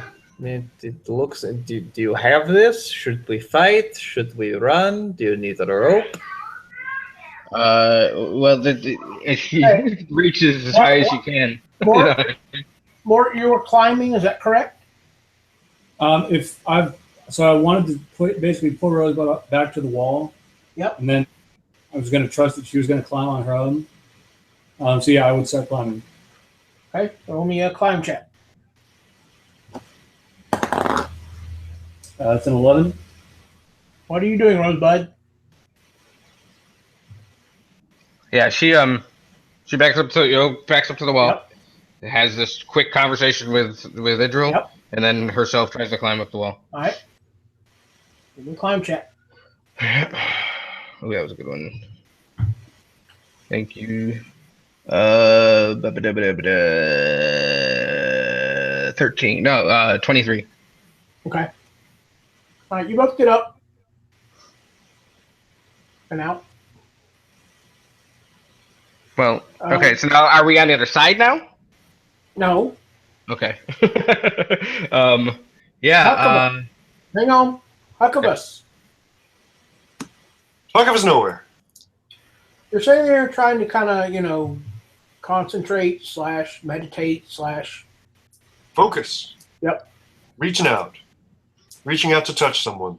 And you're having you were having a hard time in the first place, but then this big zzz from out in the hall makes it even more difficult. You're really having a hard time focusing. Mm-hmm. So just FYI. Okay. He sighs deeply, and stands up and puts his hand on. Is there a doorknob? Yes. Puts his hand on the doorknob and pauses there for just a minute. Does he sense anything from that doorknob? Nope. Tingling? Nope. sighs deeply and opens the door. There's a set of stairs leading down. Light, no light? No light. Dark vision, does it work? Yep. Okay. He enters and closes the door behind him. Okay, nope. Heads down those stairs. He's probably going to do this stealthily, but I'm not sure if he's in the right mind to do that. Okay. I'll let you have a minute to decide. Back to the pit. Very nice. So I look to the two guys and I go, I don't want to have to deal with them again. We can all shoot from range. Let's kill these things. From here. Sounds good to me. And I will pull out my longbow. Right. She pulls out her short bow and she marks one, the first one. All right. What are you knocking up, Rosebud? The only bow I have is the snake one now. So What kind of arrows do you? I have a bevy of arrows. I have 18 regular arrows, eight exceptional, and 8 with silver tipped. 4 that are silver tipped. So what are you knocking up? I am going to knock up one of the regular sized arrows that should be for my size, because the exceptional arrows are a little big. Okay. All right. So when I hold it up, that the string comes back again, Yes, it does. and I look over, and I look back, and does Mort react to it? I'm looking down at the pit.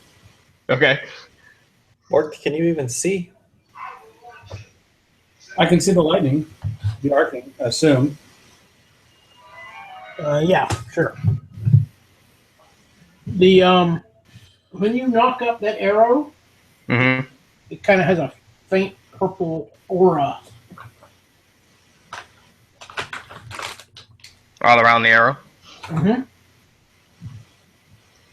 All right. So I know you hate it, buddy, but I'm gonna need some crunch. Is it just normal short bow, or is it anything different?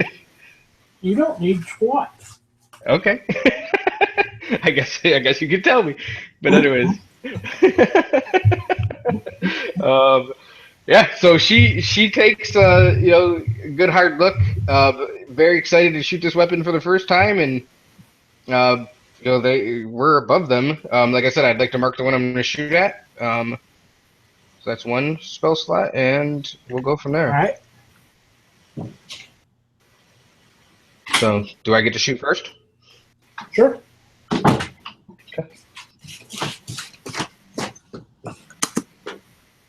We'll put it on a t-shirt. Rosebud shot first. Nah.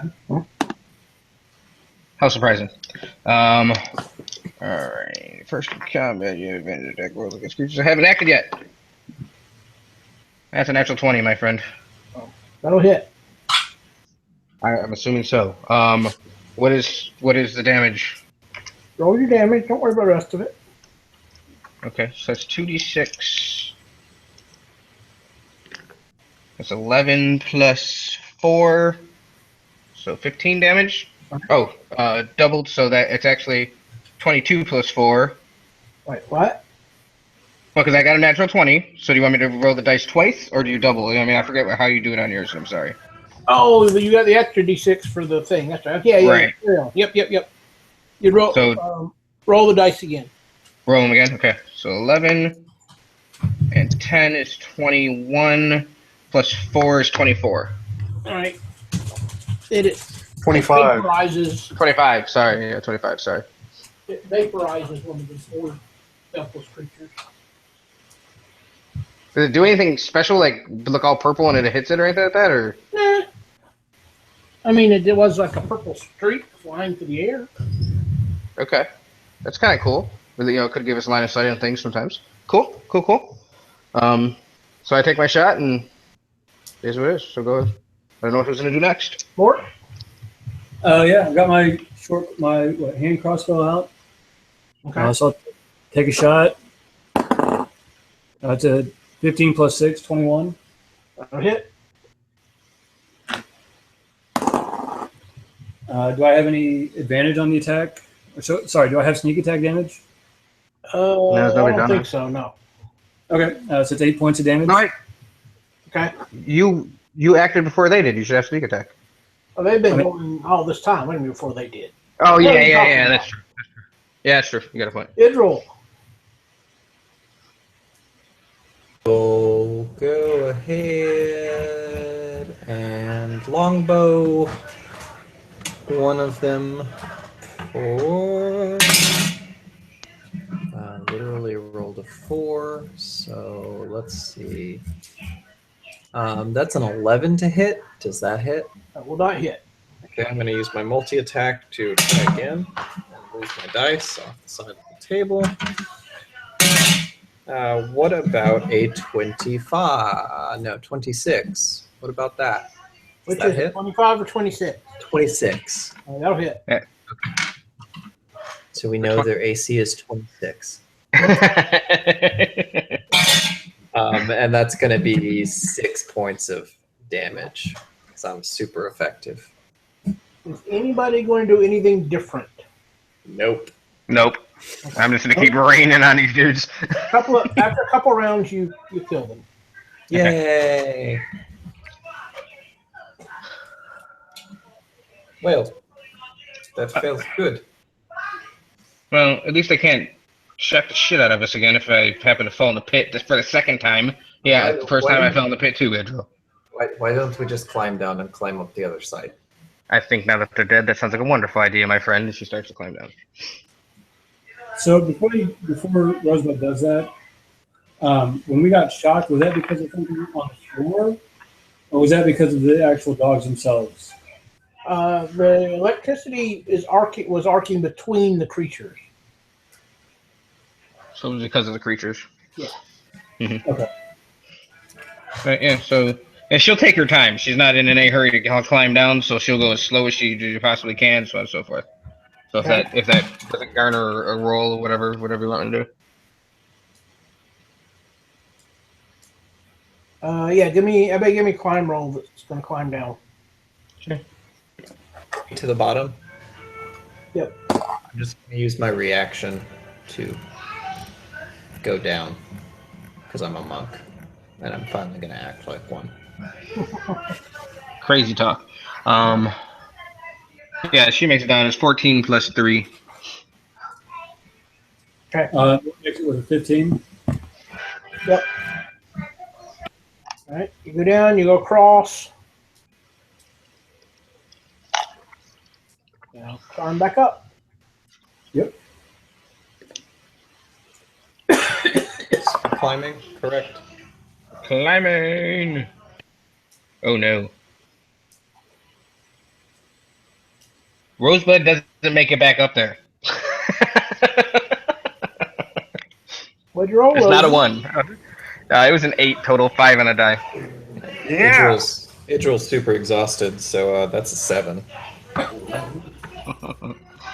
Overachievers, roll the nat 1. One. All right. That's probably me. All right. So Rosebud, you take 1. Are we falling? Yeah. I'm going to Or take react. 1. And, Okay. Here's what I'm going to say. Let's say that Mort was kind of at the top on the way up, and he slipped and knocked both of the other two down. Off. Yeah. Makes sense. 1 for Rosebud, 3 for Idril. so I'm going to use slow fall, which when I fall, I can reduce damage by 25. Okay. So I think 28 it's for Idril. fine. And 6 for Mort.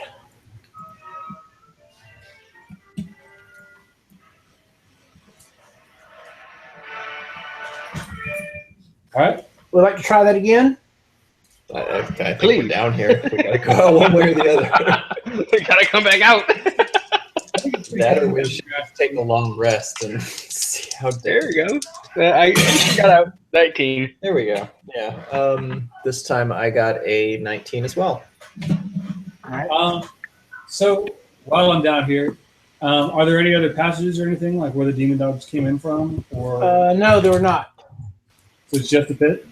Just a pit. Yep. At least like a bowl for food and water? Man. Demon dogs, they're not big on the SPCA. Correct. Yeah, I can't imagine. All right, I've got a 17 to get out the second time. Okay. You all get out.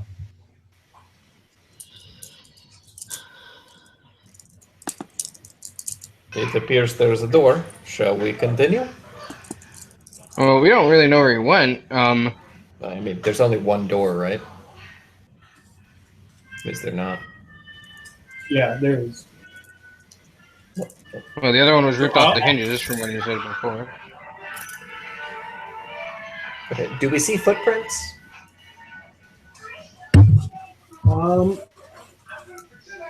Rosebud, you got that kind of skill, right? What's that?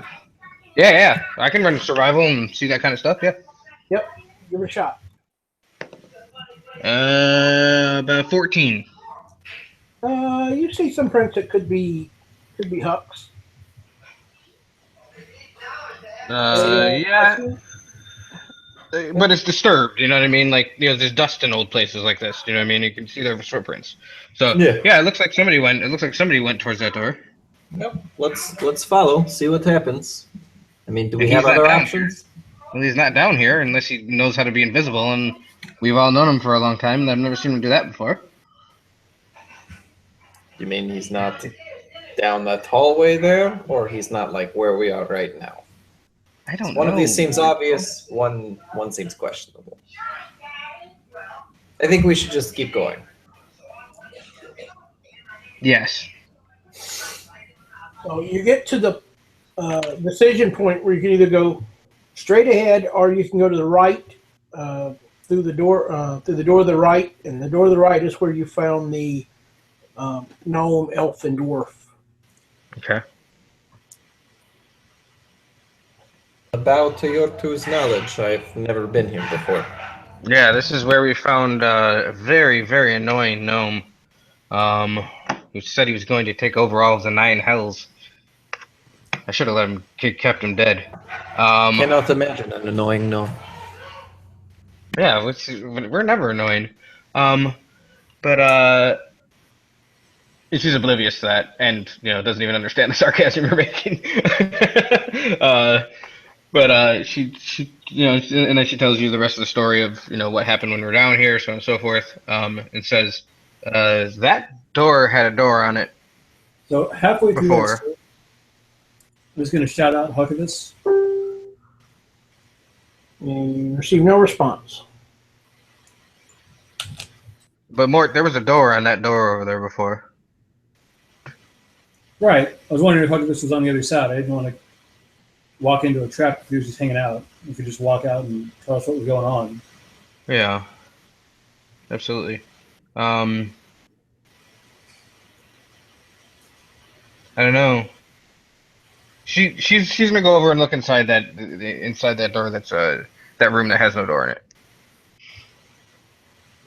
in it. Now in that room, there's a door that was ripped off the hinges, right? Correct? Or is this a different room that you were talking about where there's a door that's ripped off the hinges? It was ignore the door. We went through the same thing. Ignore the door ripped off the hinges. Okay, not a problem. So the door's there. I said, there's only one other way to go this way. Things we don't know that we didn't know. Oh, he did for the first time walk on the ceiling. Well, I look up at the ceiling. Is he on the ceiling? Well, no, but I'm just saying he has done things that We didn't know about. he haven't seen him do lately. Yeah. Yeah.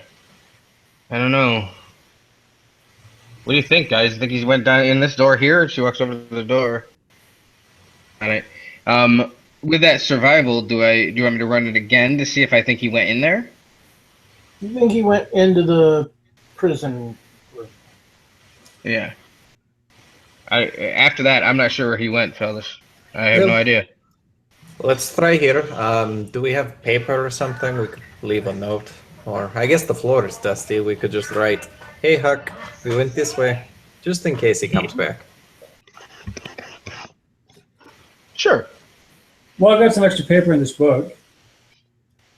Tear out some of the pages. Let's leave Yep. the book. Leave the book. Already torn out 2 pages. Well, let's keep those just in case. We'll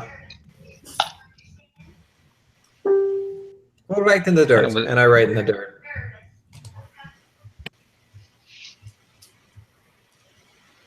Okay, so I'll switch scenes. So Huckless, you go down these stairs and the Sure, I said I wasn't sure if I was going to do it stealthily or not, and Yep. so I ran stealth. I rolled stealth at disadvantage. okay. The lowest number was a 14. Oh, very nice. Yeah. The stairs go down, and at the landing they turn to the left. You go about 20 feet on there, and you come in at the middle of some circular stairs leading down. Well, up and down because you're in the middle. You have to go up or down. Go down. Okay.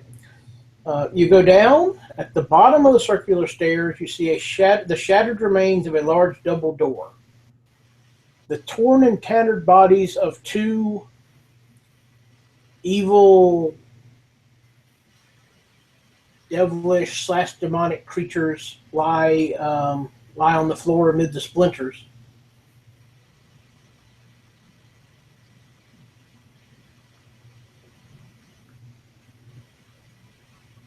Can I? You said the remains of 2 devilish bodies.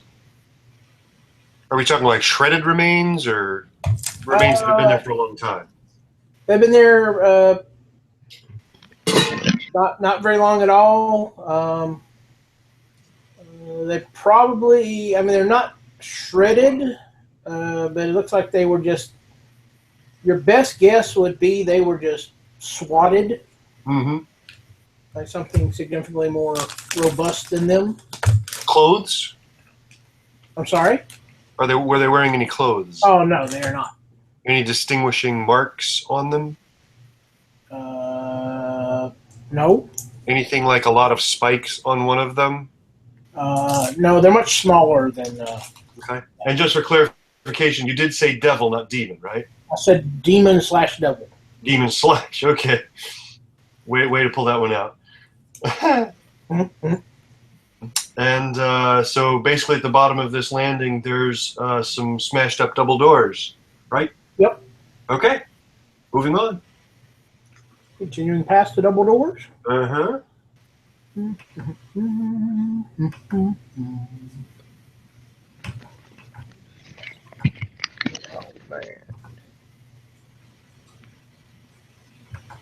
All right, I'm back, guys. Sorry, had to run to the bathroom. We didn't even notice you weren't here. Oh, wonderful. Oh, yeah, that's right. You don't read chat. Huckavis moved into a new plane, and he's playing with ponies and rainbows. Good. Sounds like Yeah. fun for you. Oh, it is. The candy stripes fit right in. I bet you they do. You love Finally- that. I did that, don't you? Finally, he's home. He's in a 1980s BBC children's TV special. That's He's awesome. got a crystal ball on his tummy. With a TV in the center of it. Yeah, but every now and then he takes it out and he kind of juggles it. It's very weird. Nobody understands. You guys keep talking amongst yourself. My program crashed again. I hate it when that happens. So again, there's some ponies, there's some unicorns maybe. The unicorns are, farting rainbows like they do. It's a magic land that Huckavis has found his way in. He misses his friends, but on the other hand, maybe he's just kind of happy here, juggling belly stones. Every now and then he runs up to other belly stone creatures and steals their stone and starts swapping them around just to see what happens. Mixes the pink one with the blue one and the blue one with the orange one, just to see. You never know what possibilities might emerge. All right. This whole time, Ken, is that still itch that I have made a connection with a beast? Is that still there? Yeah. You said to Huckavis that you had a beast and Yeah. Well. a little snake running around, right? Yeah. about that. And you know better, but Huckabus doesn't know better. Right, absolutely. So, but I mean, it's never gotten more strong anywhere, though, right? Correct. Okay.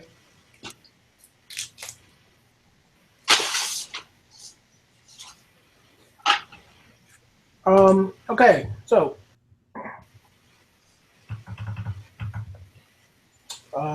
Huckabus, like most of the rings you've encountered thus far, this room is littered with the debris of battle.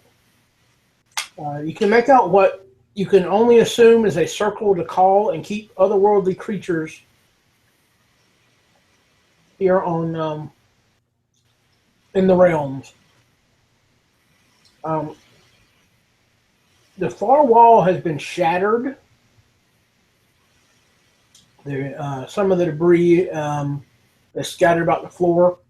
Here was something painted on it.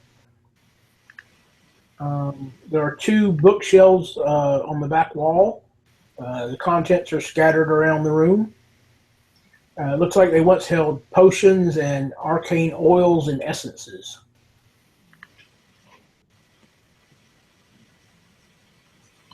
Huck's not. Is Huck getting a particular Netherese vibe here? No, they don't. These look more recent. They don't have that same feeling of time, or ancientness that you had before. So the far wall is shattered. Does Huckabus see that there's a passageway beyond? There's a room beyond. A room beyond. Let's see.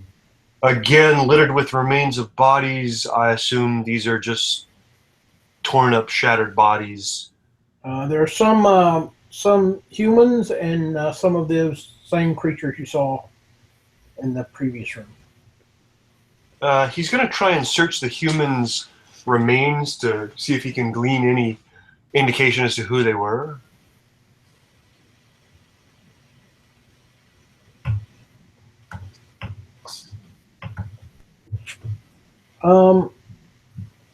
Other than just like random normal effects, each of them had a pendant from their neck that looked like it's like a spiral hanging from a chain.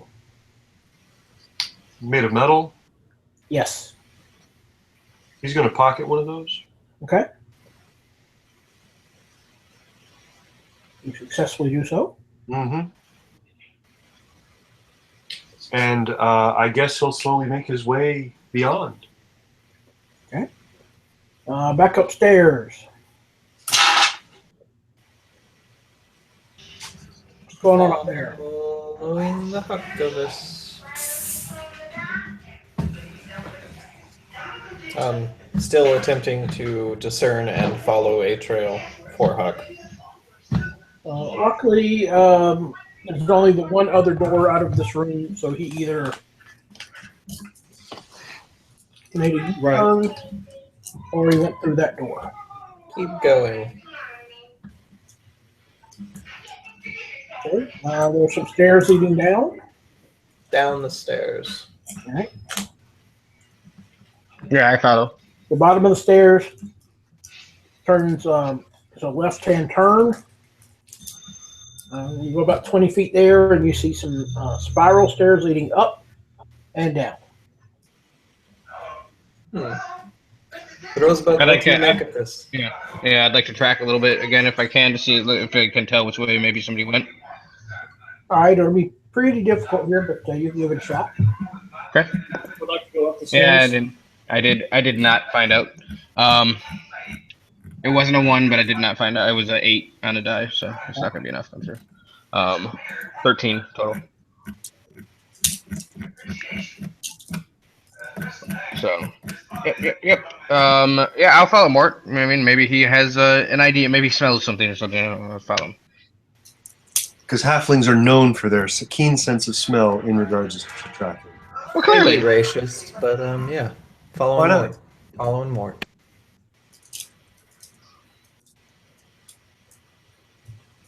All right, Go more. walking up. I'm going up the stairs. Okay. You're going up. I'll switch back.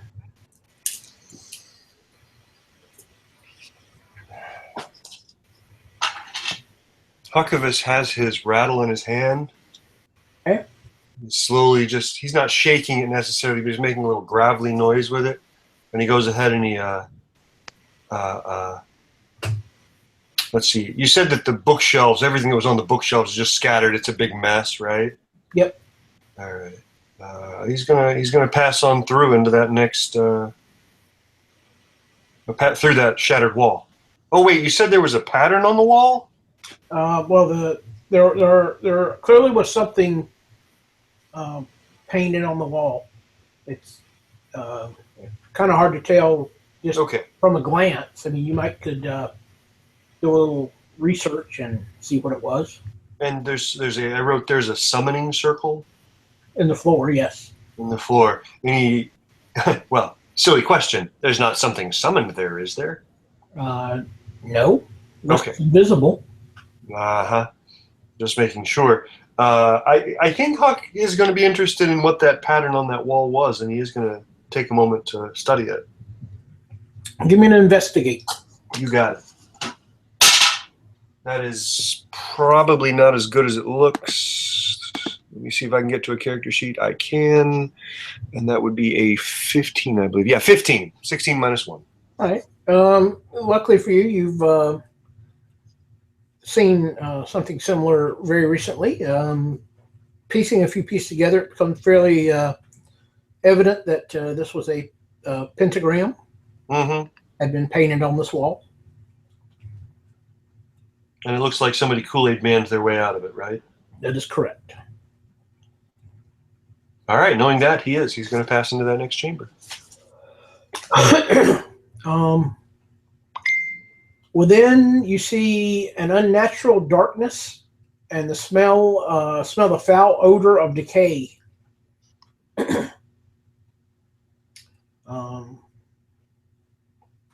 You get in, you step into the room proper. Your eyes adjust. There is another summoning circle on the floor. This one has been broken.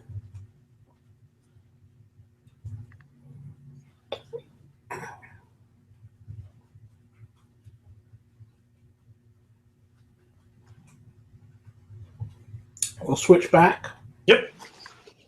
You guys go up the stairs for a little bit. You emerge at the top into a corridor that leads straight ahead. You go about 50 feet, and you realize that to the left is the door that leads to the prison room. Prison room? Oh, wait, I'm not there. So we're back where we were short Back where time we ago. started. Right. So then down the stairs. Okay. Yeah, back down the stairs. All right.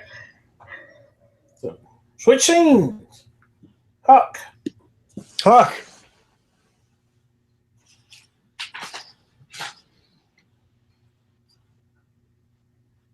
Yes. Okay, you say that there's the summoning circle appears to be broken, but again, doesn't see anything in here, right? Yeah. Correct. Does this appear to be a dead end? Yes, it does. Any other features in this room?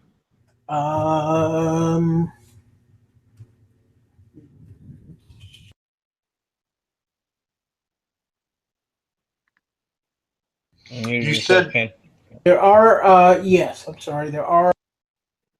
Do it again. I'm sorry, what? Yeah, it's done it. Yeah, it's done it again. I don't know what's And going on. has muted self. Hello, hello. Hello? Go ahead, there's what? A book, well, a scroll rack.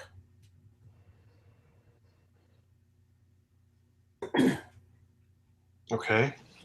I guess he will slowly approach the scroll rack and see what he sees.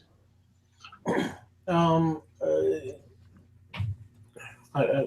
apologies. There is a scroll rack, but it's been turned over. Yeah. So you see a number of scrolls scattered about on the floor. Oh, let's just randomly pick up one. All right.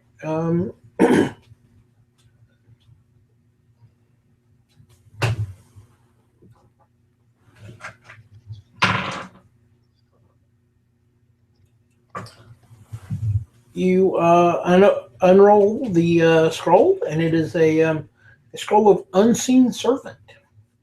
Oh, I'm sorry, of what? Unseen Servant. Hmm.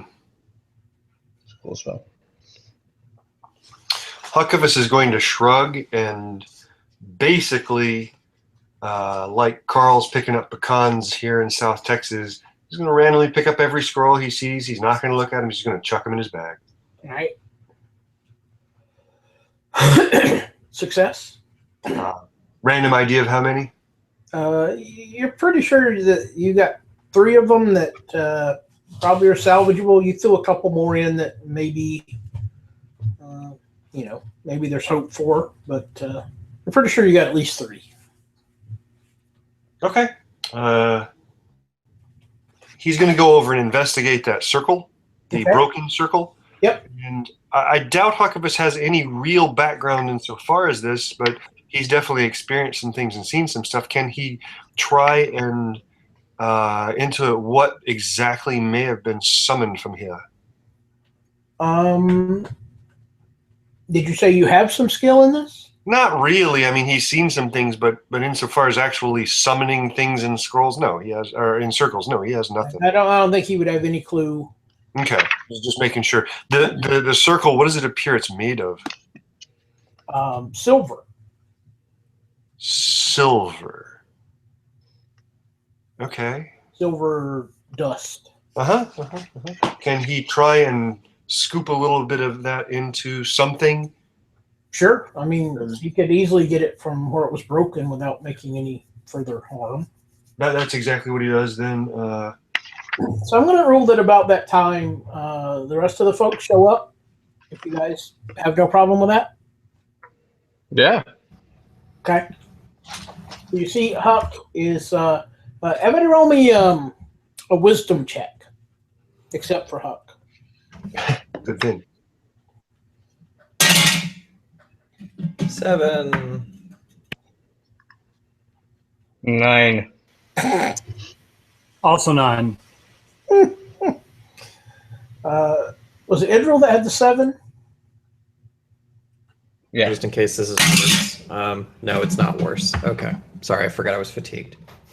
Okay, so Idril, for a brief second, you think Huck is breaking the circle, but then you realize it looks like it was already broken, so doing something else. So your panic quickly passes, but you all see Huck gathering some silver dust from this broken circle.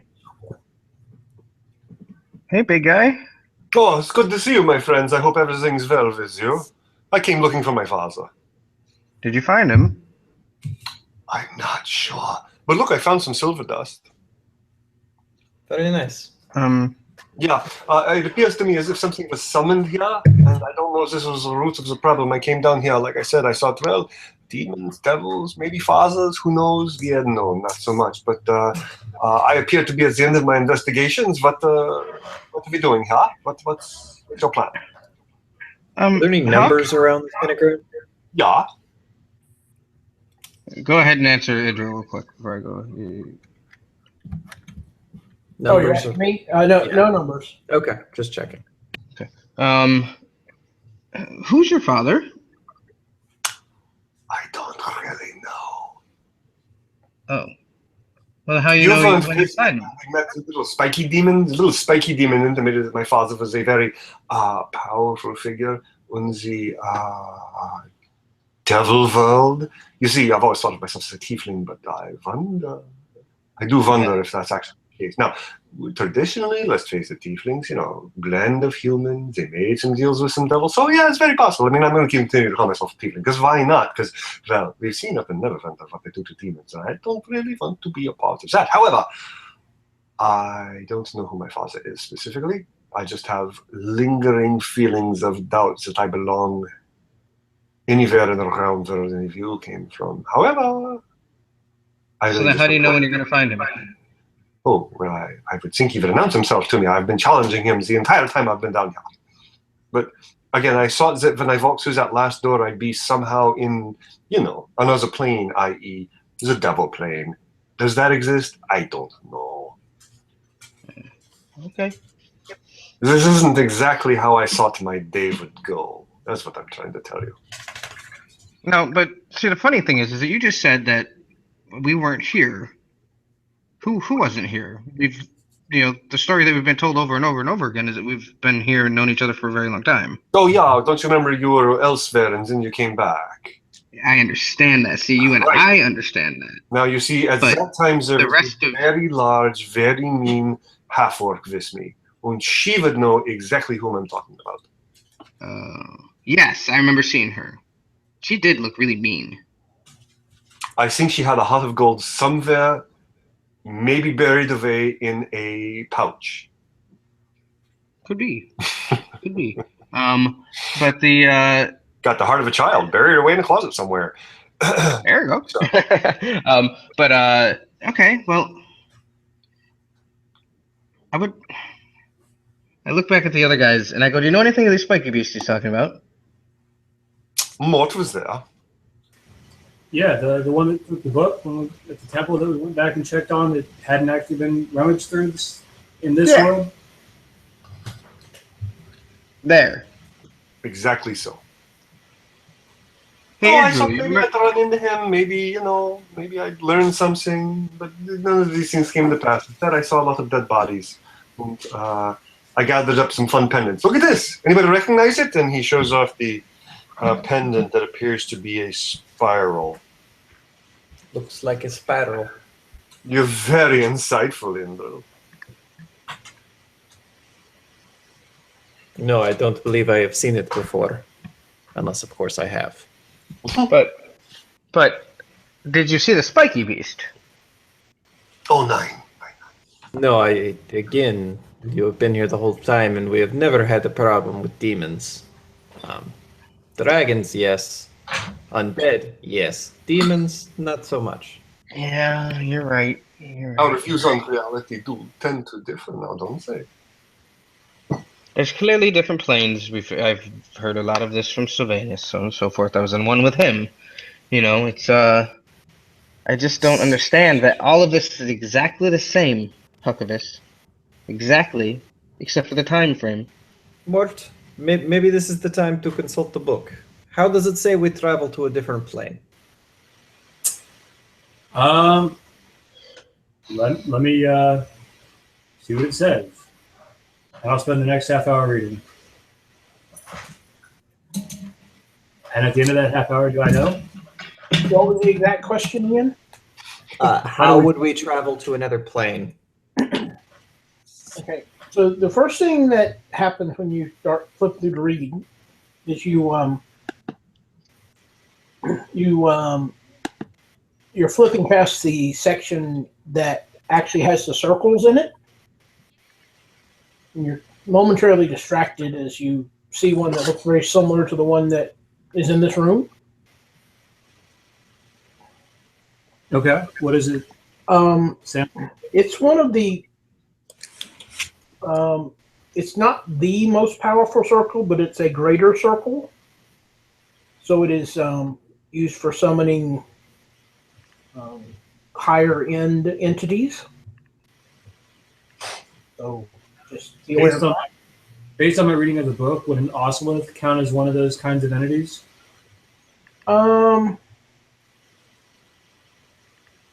Yes, Okay. they could. I mean, they all vary. They all have a bit of a range in in their abilities, but certainly one of the more powerful ones would fall in that category.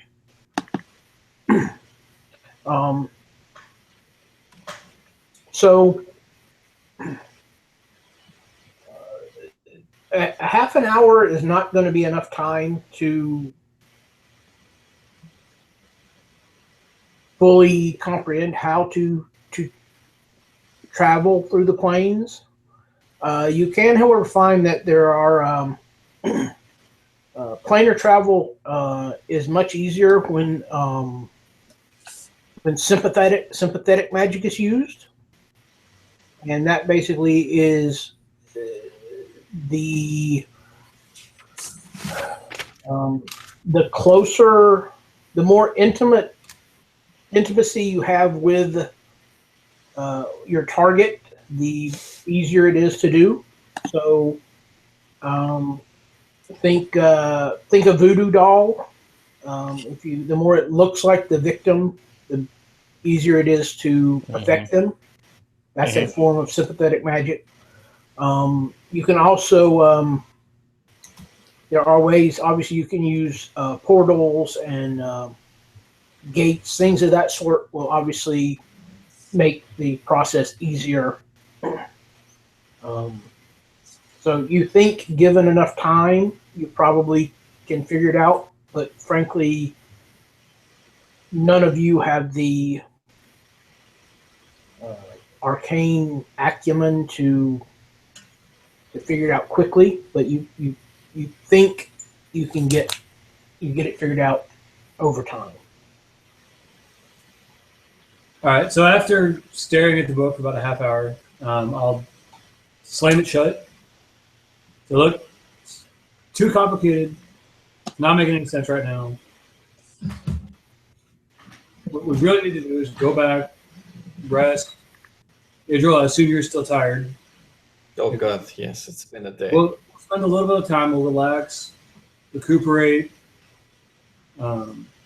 This has not been the most relaxing adventure today. Like, I could go for a massage for a nice rest. So let's go back, recuperate, spend some time, really go over the book. We can compare notes. Maybe we can all read it and come up with the best way to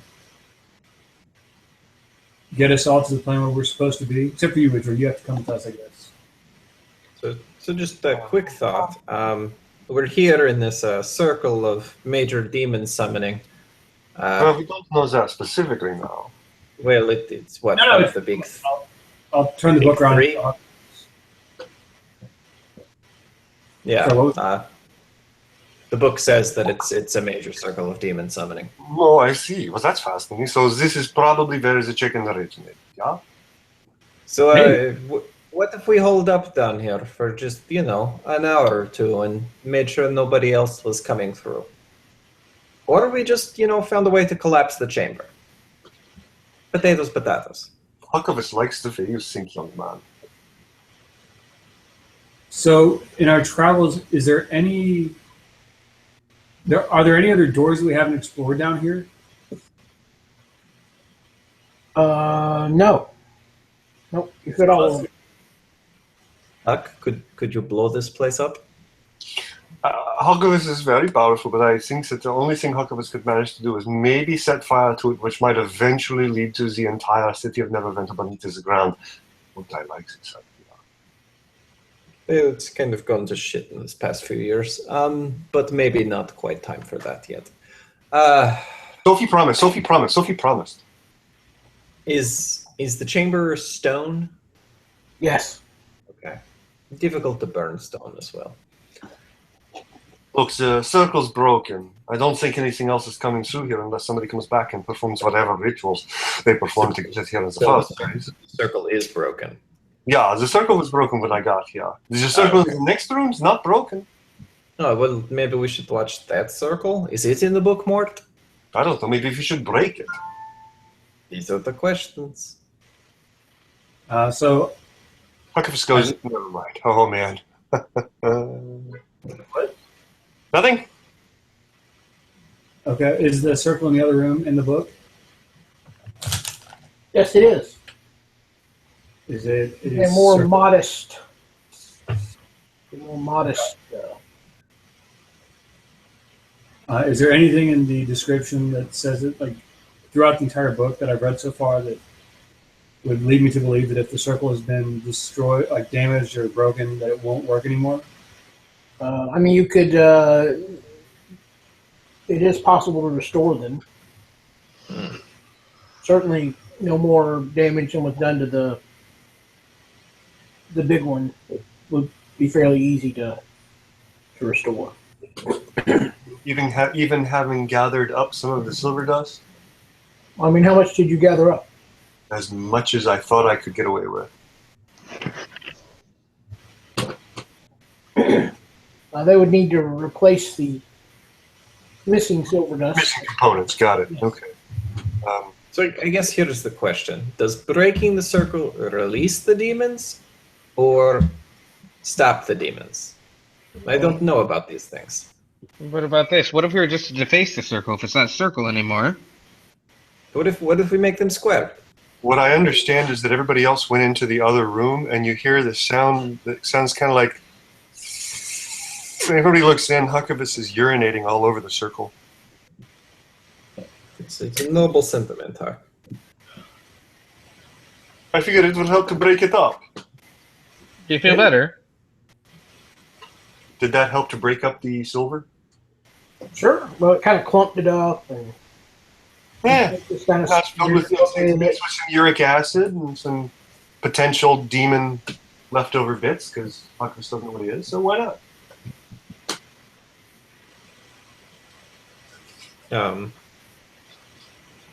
So pissing on the circle had no noticeable effect. Well, no, it did. It caused some of the silver dust to clump up, and other of it kind of, flowed away with the urine. It certainly affected it. I assume that you were spraying around Huckabus, right? In Huckabus's mind, that totally dissipated the summoning circle. All right. In Huckabus's mind. In the same way, the other circle is now a square. I'm going to work to rearrange it into a square. Right. Why not? Okie doke. Oh, the dog demon Huckabus arrived. dropped his little dog statue. Oh, excuse me. I got to fix that dog. Kind of wipes the urine off it, puts it back in his bag. It's hilarious.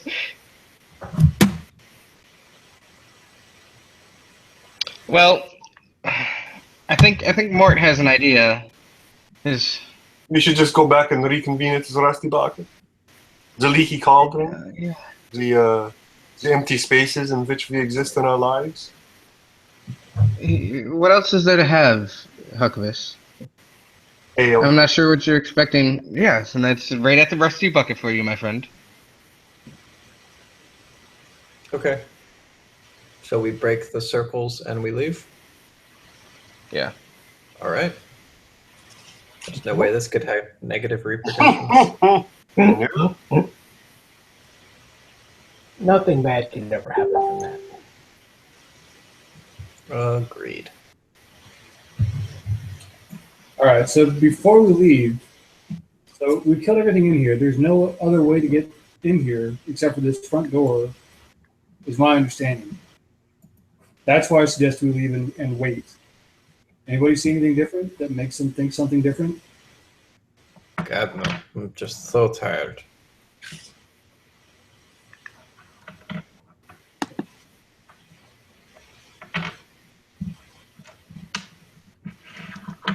Okay, then we go back to the Rusty Bucket.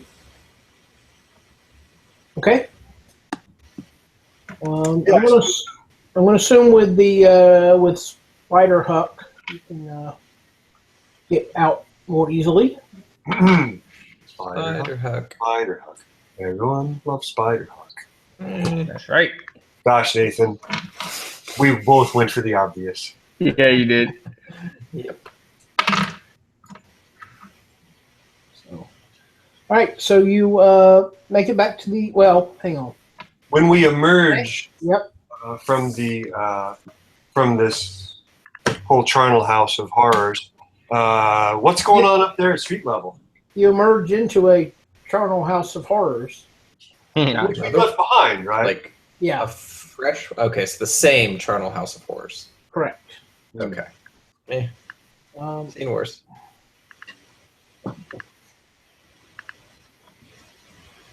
There appears to be you would have expected at this point for there to be someone there checking it out or something, but there's no one here. Sidebar or side question: when we were in because I kind of lost connection for a long time there, did we explore all of the magic shop rooms, or did we kind of leave abruptly? No, we checked it out. Oh, Okay, sorry. Again, that was when I was unable to figure out what the hell's going on. All right. Rawr, rawr. Well, looks like Dornan is out of the picture. Do we see Dornan's skull? about 3/4 of it. Yep. Is it the jaw or the forehead? It's like from over his left eye socket, the portion of the skull above the left eye socket at like a 45-degree angle has been. Picks it up and kind of contemplates it for a minute and says, alas, poor Doran, I knew him well. Oh, no, actually I didn't. I mean, we knew him well enough. I think well is appropriate. And as we're walking along, we pass a well, and I chuck his head into it. So I'm Very assuming appropriate. like a clean skull, that it's a like goopy, dripping, gory mess. It's probably got a little skin on it. I mean, how else would I recognize it? There was brain in it. Yeah, I just started the cholera out. Was that cholera? I'm not sure what disease I just started. I just started a disease. Shiganosis starts with Huckabus. I mean, That's waterborne. All right. all right. To the Rusty Bucket. Yeah. Hello, Bucket. You're there. How rusty are you these days? Midland. Mm. Is there anyone alive in the Rusty Bucket? Yes. Oh, all the usual suspects are present? All right. Sure. Huckabus goes through the usual. We have as yet to drink the water. Well, I was more wondering if the Demon Devils had, destroyed the entire city or not. I don't know. It was just the one demon devil, and it destroyed the people trying to get in its way of leaving. Seems to have been fairly isolated. The Huckabus will let Charlie know that it's probably best if the party speaks with Jay after they rest.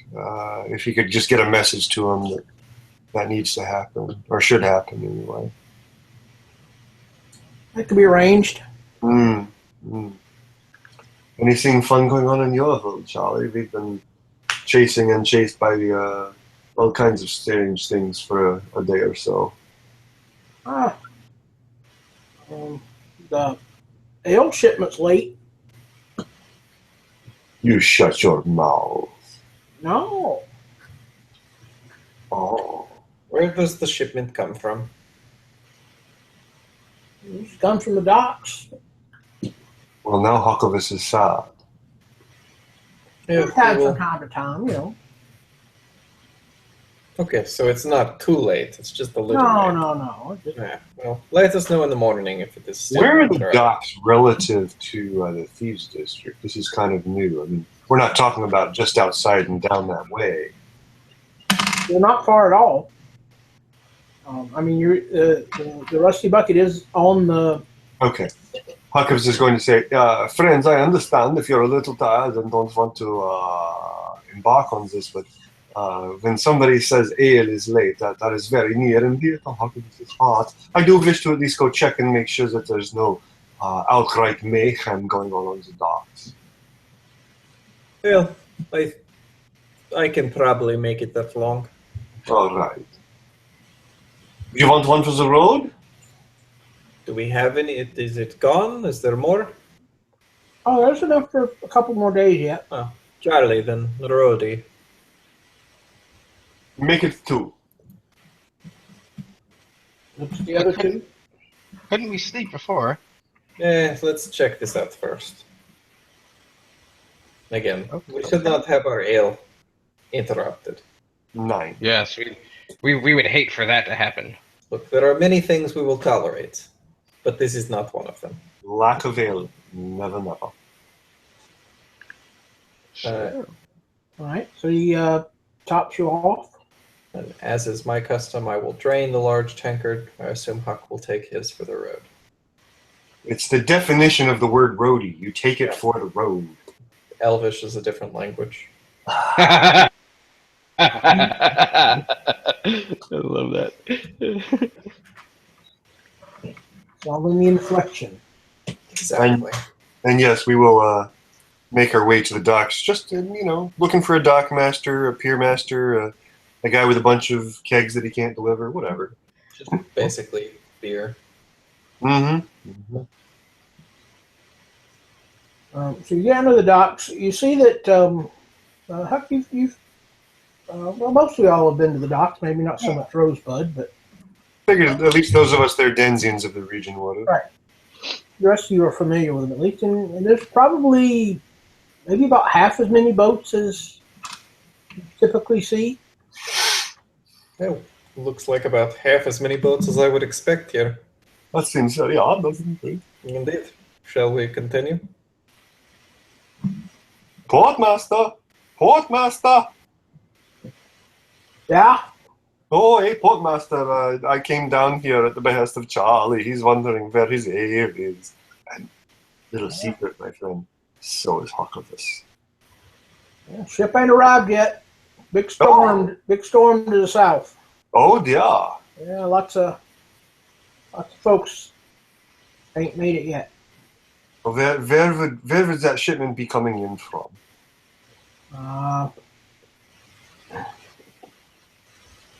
Down near Waterdeep, I reckon. Yeah, Waterdeep. Not very familiar with Waterdeep. I think that one day I need to go there. Oh, I hear it's awful nice. Could you arrange transport for us if we decided we needed it? Of course we could, yeah. Sure. Well, I will let Charlie know what you said, and perhaps we will speak again of it. Perhaps we'll what? Speak again of this Oh. subject. I'm sure it'll be in the next day or two. Right. We'll see. Okay, well, I hope the storm dissipates. Oh. They all do, don't they? One day. And Hucklevis just turns and walks away. And I presume we're going to go back. On the way back, Hucklevis is going to remind, I think everybody that is here was there for this, where the gnome told us about the library, where we might find out more information about the Netheries. Yeah, Candlekeep. Candlekeep, thank you. Which I think would have been down towards Waterdeep. Is that correct, Mr. DM? It'll be south of Waterdeep. But yeah. Okay, but in that direction. So Yep. he is just going to advance that maybe, maybe that's our next thing, is to perhaps get on a boat and go south. Yeah, I mean, After a storm has passed, and we've drunk some ale, and maybe rested up and killed a bunch of demons, but who knows? indeed. He's also going to ponder if the introduction of all these demons has anything to do with the demon that, oh gosh, what was Andrew's character's name? Derek Spencer let go, and or if it has anything to do with this whole Netheries thing that we have maybe stirred the pot of. I mean, it seems fairly clear that it's related in some way to the Netheries, but I certainly do not remember previous demons being released by this party. No, well, the party wasn't there. It was just Derek Spencer, and he was attacked by a demon. And there's a demon. It's not that it was released. It's just the demon just got away. Like they sometimes do. So I'm wondering if it's all somehow interrelated. I'm sure all will be made clear with time. And effort. Time and effort. Time and effort. So I'm guessing we get back to the inn without incident. Sure. Hucklevis is going to ask Charlie for one more, and then he's going to say to the party, Hucklevis, like all of you, I think is a little tired. I'm going to go ahead and turn in for the evening if there's no objections. I have none, my friend. Charlie, you still have that same room available? Sure. because I don't really want to sleep with the boys. I'm picturing that Timbers has her own little closet. Yeah, so it It's doesn't like have a to be- palatial mansion for a gnome. But yeah, okay. So what Rosebud does is she goes up there, wishes them all good night, so on and so forth, and when she gets up there, she takes out the bow and puts it on the floor. Okay. Does it turn back into a snake again? Yes, it does. I start to try to become rather friendly with it. You know what I mean? Like I would. Wait, That is- Okay. no, I'm not. I'm hold not. on. No. Hold Stop. on. Come on now. Yeah, as a ritual of what I would do if it was going to become my companion. right. Does it affect it at all? Okay. When you start the ritual, Uh huh. the feeling that you've had for the last little while Uh huh. goes away. It goes away. Right. So now I have no feeling at all. Right. When you start the ritual, the feeling goes away. Oh, fucking great. Okay. She continues throughout the evening. I need 8 hours, so I will have a point of exhaustion tomorrow because I won't sleep. The feeling returns. But it's not the snake that's on the ground, is it?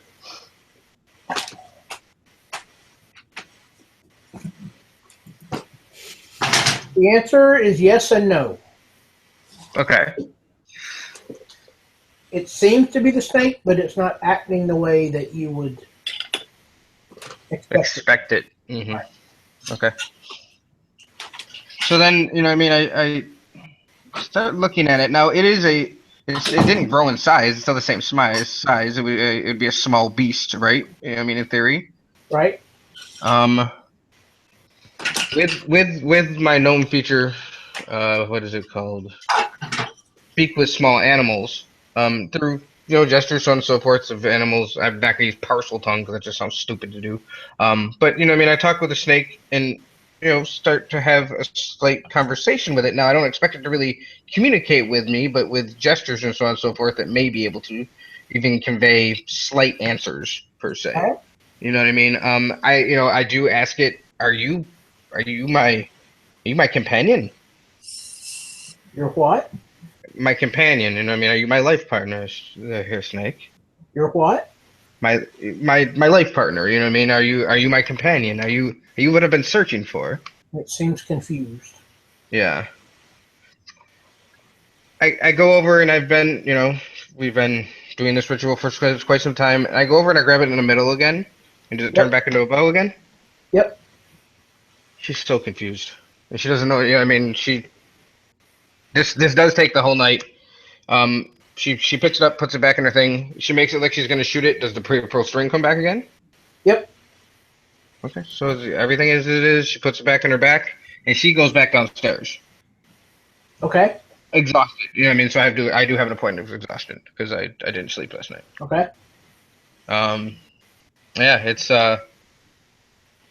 So she's down there and asks Charlie for some coffee or something. Pick me up. Ah. You need something to keep you moving, huh? Yeah, Charlie, I have a problem that I can't figure out, and it's I unwisely I think stayed up all last night trying to figure it out, and I'm a little beyond. Do you? And Rosebud discovers cocaine. It's just some coffee or something will be fine. Sure. Yeah. I'll sleep tomorrow. We'll be fine. All right. Let me know if you change your mind. Wow, you got something stronger, and it does twinkle in her eye for a second. Yeah. I probably could help you out with your problem. Happens all the time. What is the consequence, Charlie? Consequence. what is this going to do to me? I understand it may make me feel more energetic and so on and so forth for this day, but what happens tomorrow? Oh, I'm sure you'll be fine. You're sure? That sounded pretty. I would like to roll insight on it. All right.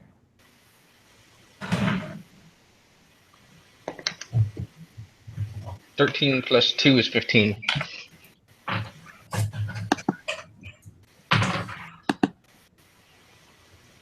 Yeah, you believe him. Okay. Sure, Charlie. How about a little?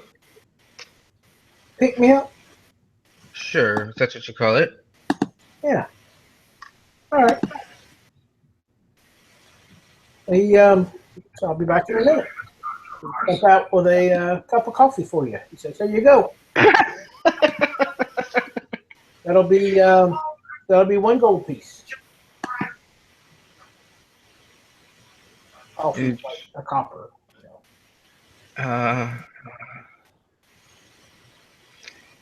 I think Huck's gonna take care of this. Is that okay? I've only kind of just gotten back, and I had some problems with money before, and I'm very sorry, Charlie. It's not that I don't want to pay you. It's just I don't have anything to give you. Point of inspiration. You're never really saying sorry, Charlie. I tell you what, Rosie, the first one's free. Oh God. Oh Jesus. That was Corey saying it. What wonderful. Heard that Are you before. sure? Corey. Yeah, I've heard that personally before. Okay, and she goes over and sits over at one of the tables. It's not very busy, right? I'm assuming at this point. Yep. And just sits in like the corner and enjoys her drink. Not standing at the table, not doing anything that Charlie didn't want her to do. All right.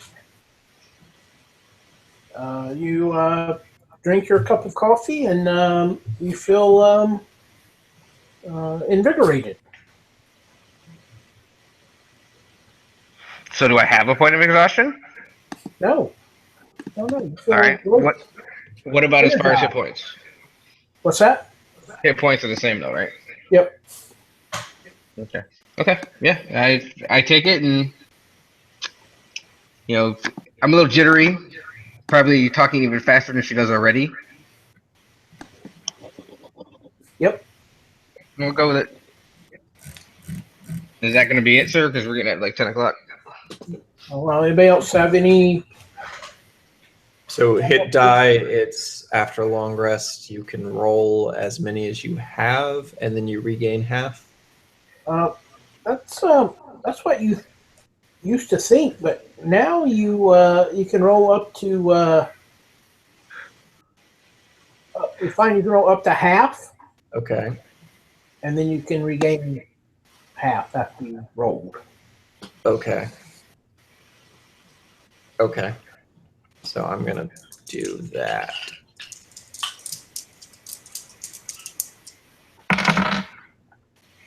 Which gets me back to full health and regains my hit die. Okay.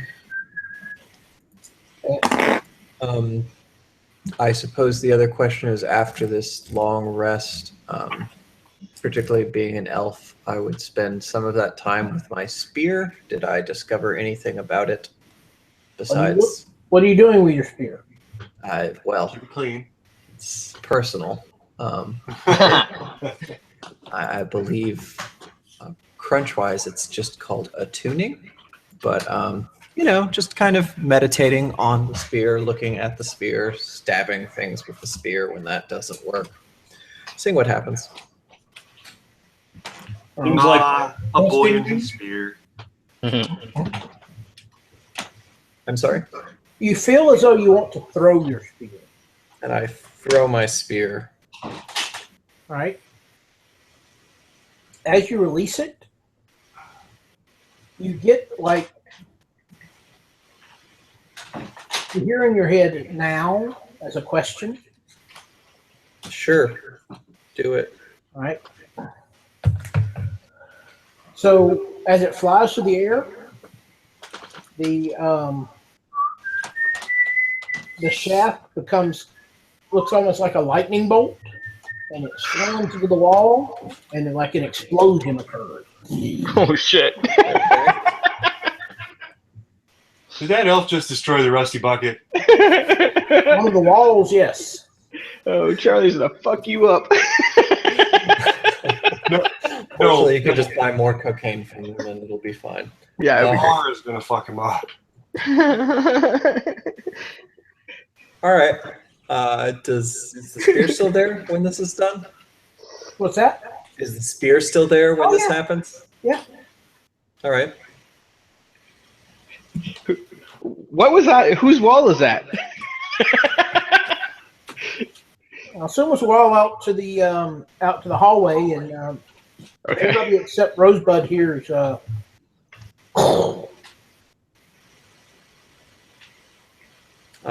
After that happens, I'm just gonna shout demons really loudly. Pick up the sphere and look confused.